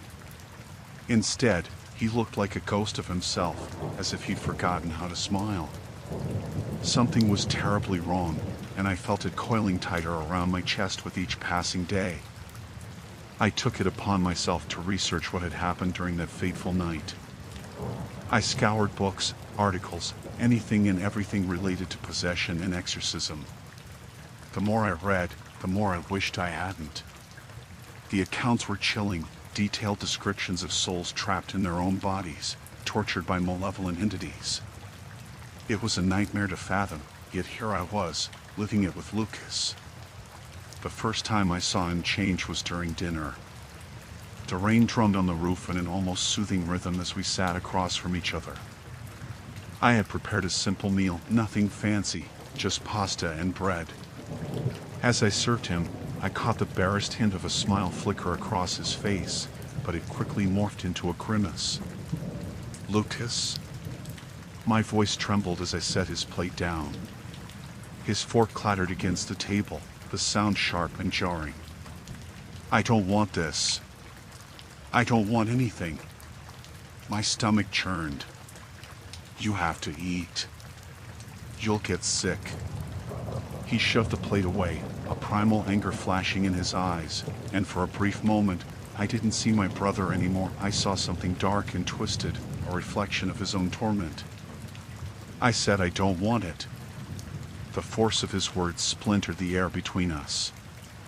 I recoiled, not from fear but from the sheer agony of seeing my brother strip himself of his own will. I didn't recognize the man sitting at that table, and I felt a scream clawing at my throat, desperate to break free. "Lucas, please," I begged, my voice breaking. "We can get through this. I promise." But he just stared at me, the intensity in his gaze palpable as if he were trying to communicate something profound lodged deep within him. That night, after the dinner debacle, I crept into his room. The door creaked ominously as I pushed it open, revealing a space cast in shadows. I found Lucas sitting on the floor, his back against the wall. He looked up at me, and for a fleeting moment, I glimpsed the brother I missed, the hope in his eyes flickering like a dying candle. "Help me," he rasped, voice barely a whisper. "Please." Before I could respond, an unearthly laughter erupted through the room, reverberating off the walls like a demonic echo. I stumbled backward, heart pounding, as Lucas's expression shifted. Gone was the plea, replaced by a sinister grin that made my blood run cold. "Help him?" he mocked, the voice dripping with malice. "He's mine now." I ran, breathless and terrified. I didn't stop until I reached the living room, the storm outside thrumming against the windows like 100 anxious hearts. I sank into the sofa, wringing my hands as the reality of my brother's torment sank in.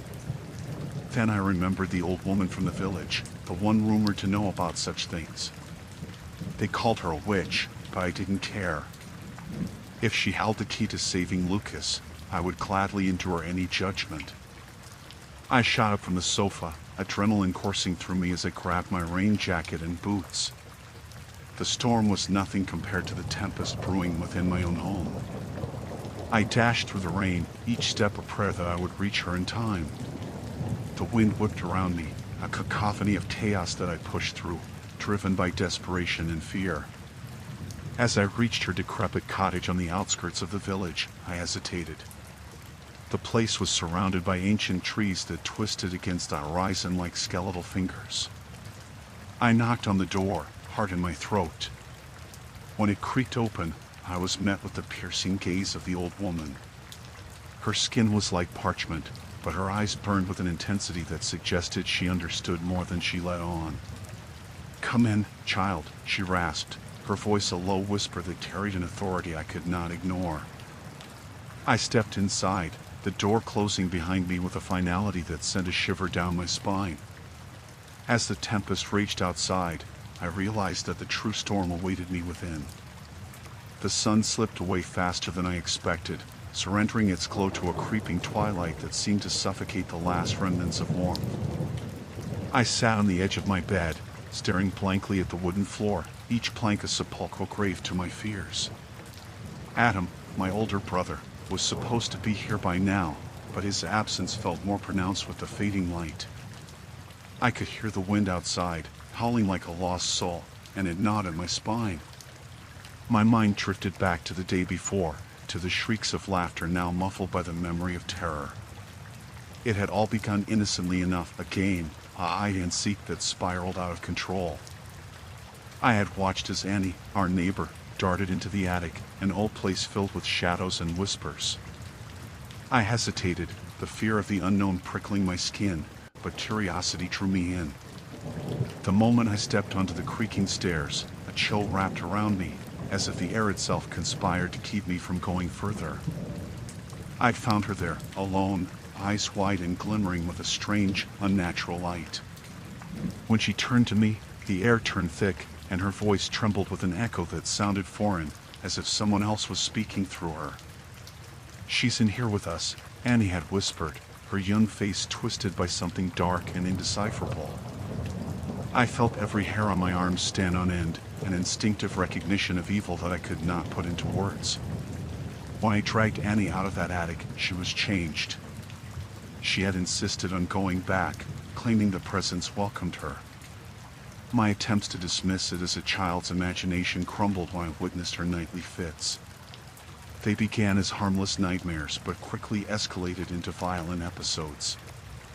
I held her down one night while she screamed in a voice that was not her own, and I could feel my heart pounding with fear as I uttered the words, "It's just a dream, Annie. You're safe." But she wasn't safe. Not anymore.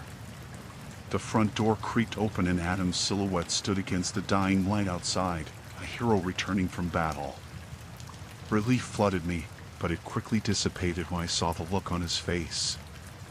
He stepped inside and closed the door, drawing the shades like a curtain hiding a morbid stage. "You okay?" he asked, though his eyes betrayed his worry. I nodded, unsure whether I still felt relief or dread. "Annie, she's worse." I tried to keep my voice steady, but it cracked at the edges. "She keeps saying there's someone else with her." "It's not her." Adam sighed. "You should have told Mom. Maybe we can call someone, a doctor or—" "No!" I interrupted, the desperation flaring inside me. What if they don't believe us? What if they think she's just sick? I could almost hear Annie's voice echoing in my mind, warning me about trusting adults, about the ones who hide the truth. "We'll figure this out together," he promised, but I could see the doubt lurking in his eyes. That night, after our parents had gone to bed, we slipped into Annie's home, a place where shadows draped over every corner like a funeral shroud. The silence inside was oppressive, as if the house held its breath. I could feel the anxiety tugging at my stomach, but we pushed forward, searching for any sign of her. Annie's room was a mess, toys strewn about as if in a struggle. The dolls on the shelf stared at us with blank eyes, each one a witness to the horror that lay within. I stepped forward, drawn to the small figure huddled in the corner, her back turned to us. "Annie?" She turned slowly, and I recoiled as the moonlight illuminated her face. The familiar features were there, but her eyes were voids of darkness, swirling with something unspeakable. "Why did you come back?" she asked in that unfamiliar voice, the sound reverberating off the walls. "Annie, we want to help you," Adam said, his tone wavering. "I don't need help." She stood abruptly, the movement sharp like a knife. "She's here. You have to leave." Before we could react, the temperature in the room plummeted. A cold draft rushed past us, extinguishing the small lamp on the desk. Panic surged through my veins, and I instinctively grabbed Adam's arm. "We should go," I whispered, but he remained rooted to the spot. "What do you mean she's here?" he demanded, his voice steady but laced with fear. "Who is with you, Annie?" "Not Annie," she hissed, and in that moment, I realized it wasn't my sister's face that stared back at me, but something else, something ancient and malevolent. "You're not welcome here. Leave before she takes you too." The air thickened, and I could feel the old house groan under an unseen weight. I wanted to scream, to run, but my feet felt like they were glued to the floor. Annie's laughter, sweet and innocent just days before, now echoed in a twisted mockery that sent ice coursing through my veins.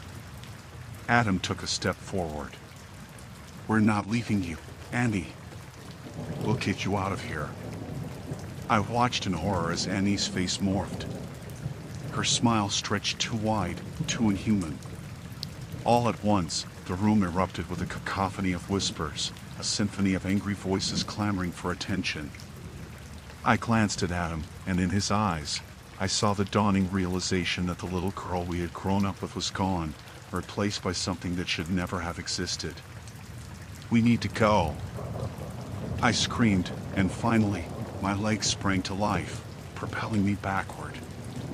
Adam hesitated for a heartbeat longer, but as the whispers crescendoed into a deafening roar, he finally turned and raced after me. We stumbled into the hall, desperate to escape the nightmare, yet I could feel the darkness clawing at our backs, hungry to drag us down into its depths. As we burst through the door and back into the night, the howls of the wind blended with Annie's laughter, resonating in my skull like the haunting refrain of a song left unfinished. And as the door shut behind us, the world outside felt impossibly still, as if it waited, held its breath for the next act to unfold. The following days blurred into a churning tide of fear and uncertainty. I could hardly remember the last time I had a full night's sleep, my dreams now swamped with echoing whispers and shadowy figures. Each creak of the floorboards seemed amplified in the silence of the old house, a constant reminder that something was terribly wrong. My reflection in the mirror greeted me with hollow eyes, and I could feel the insistent pull of dread curling around my heart, squeezing tighter as the days wore on. It was on a particularly dreary afternoon that I received a visit from Father Martinez. He had been in and out of the house since the first incident, his presence both a comfort and a source of unease. I had grown to appreciate his calm demeanor, but each time he entered my home, I sensed an undercurrent of urgency, as if he were preparing for a storm. "Let's talk," he said, his voice low as he settled into the worn armchair in my living room. The air between us felt thick, charged with the weight of unspoken fears. I sat across from him, wringing my hands in silence. "The signs are becoming stronger," he began, his brow furrowing as he spoke. "This isn't just a phase. Whatever is happening to you, it's deepening." The words hit me like a cold slap, chilling my spine. I've seen cases like this before, but seldom have I encountered one so virulent. "We need to act. What do you suggest?" I replied, my voice quaking despite my attempts to sound resolute. The thought of confronting whatever had taken root inside me filled me with a terror I struggled to articulate. He leaned forward, his hands clasped together.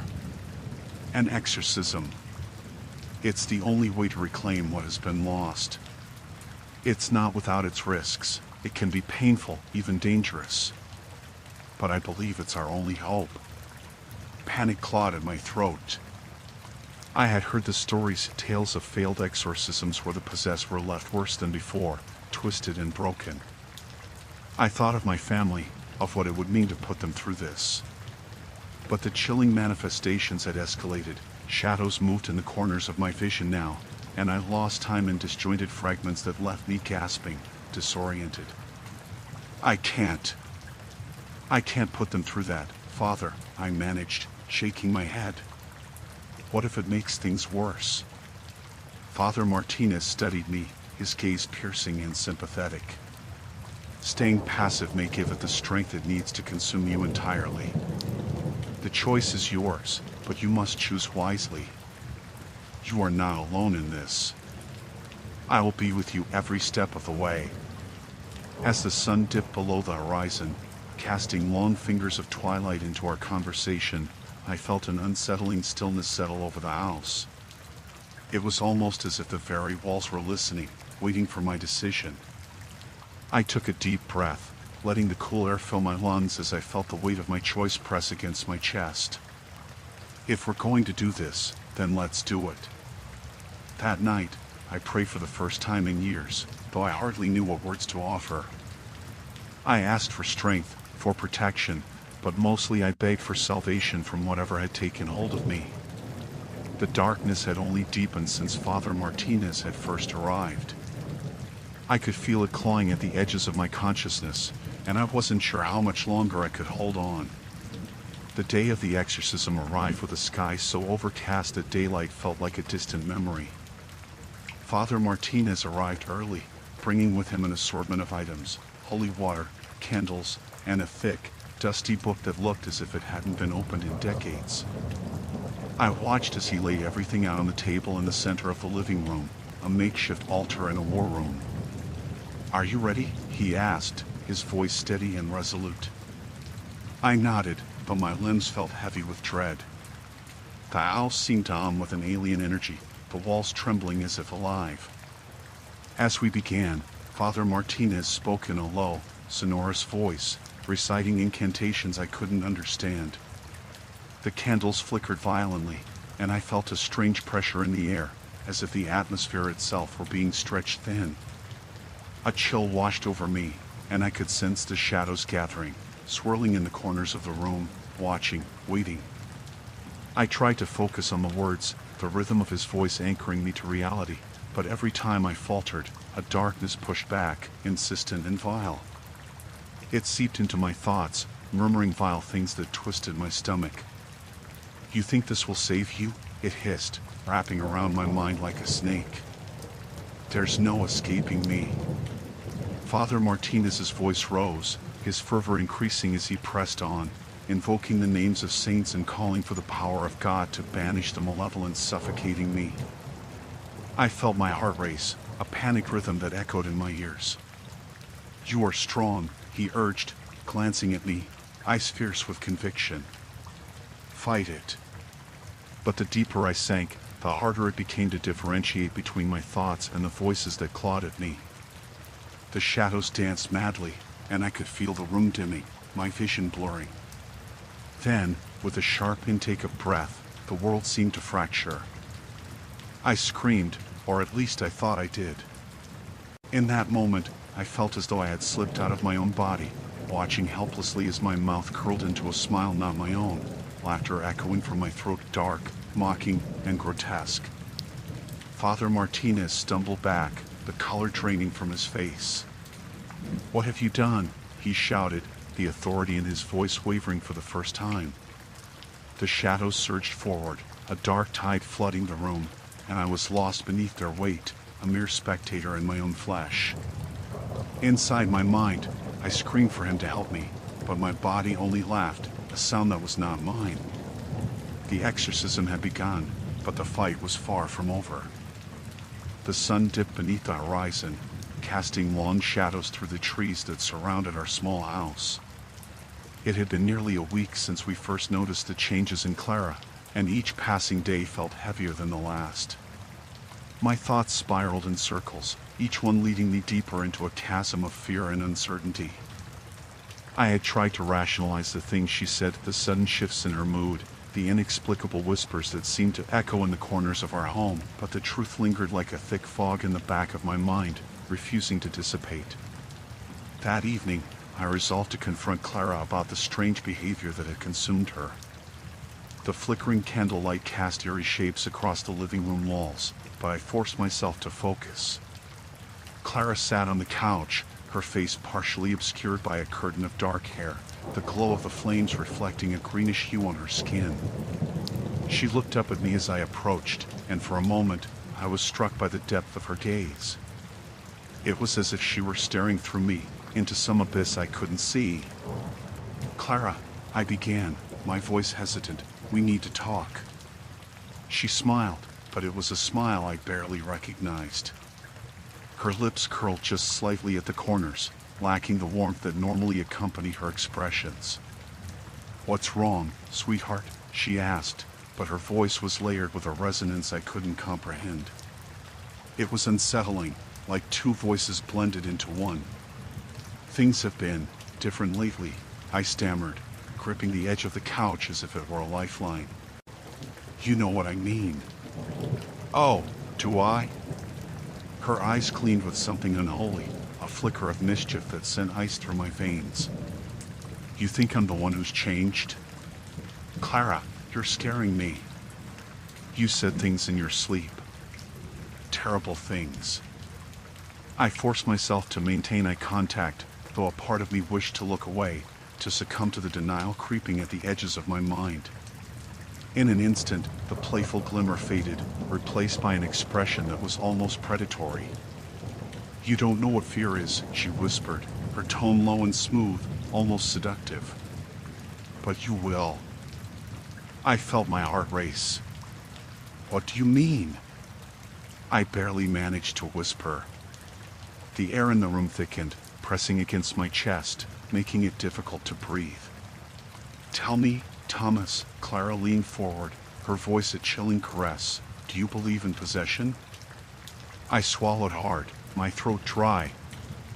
I had read about it, the horrors that lurked within the pages of old tomes and histories, but I never imagined it could touch me. Clara, stop this. You're not yourself. Her laughter rang out, a sound that echoed with something malevolent. Oh, but you're wrong. This is the most alive I've felt in years. My stomach twisted, and in that moment, I understood that whatever had taken hold of her wasn't willing to let go. It was more than just a phase. It was a darkness that slithered beneath her skin.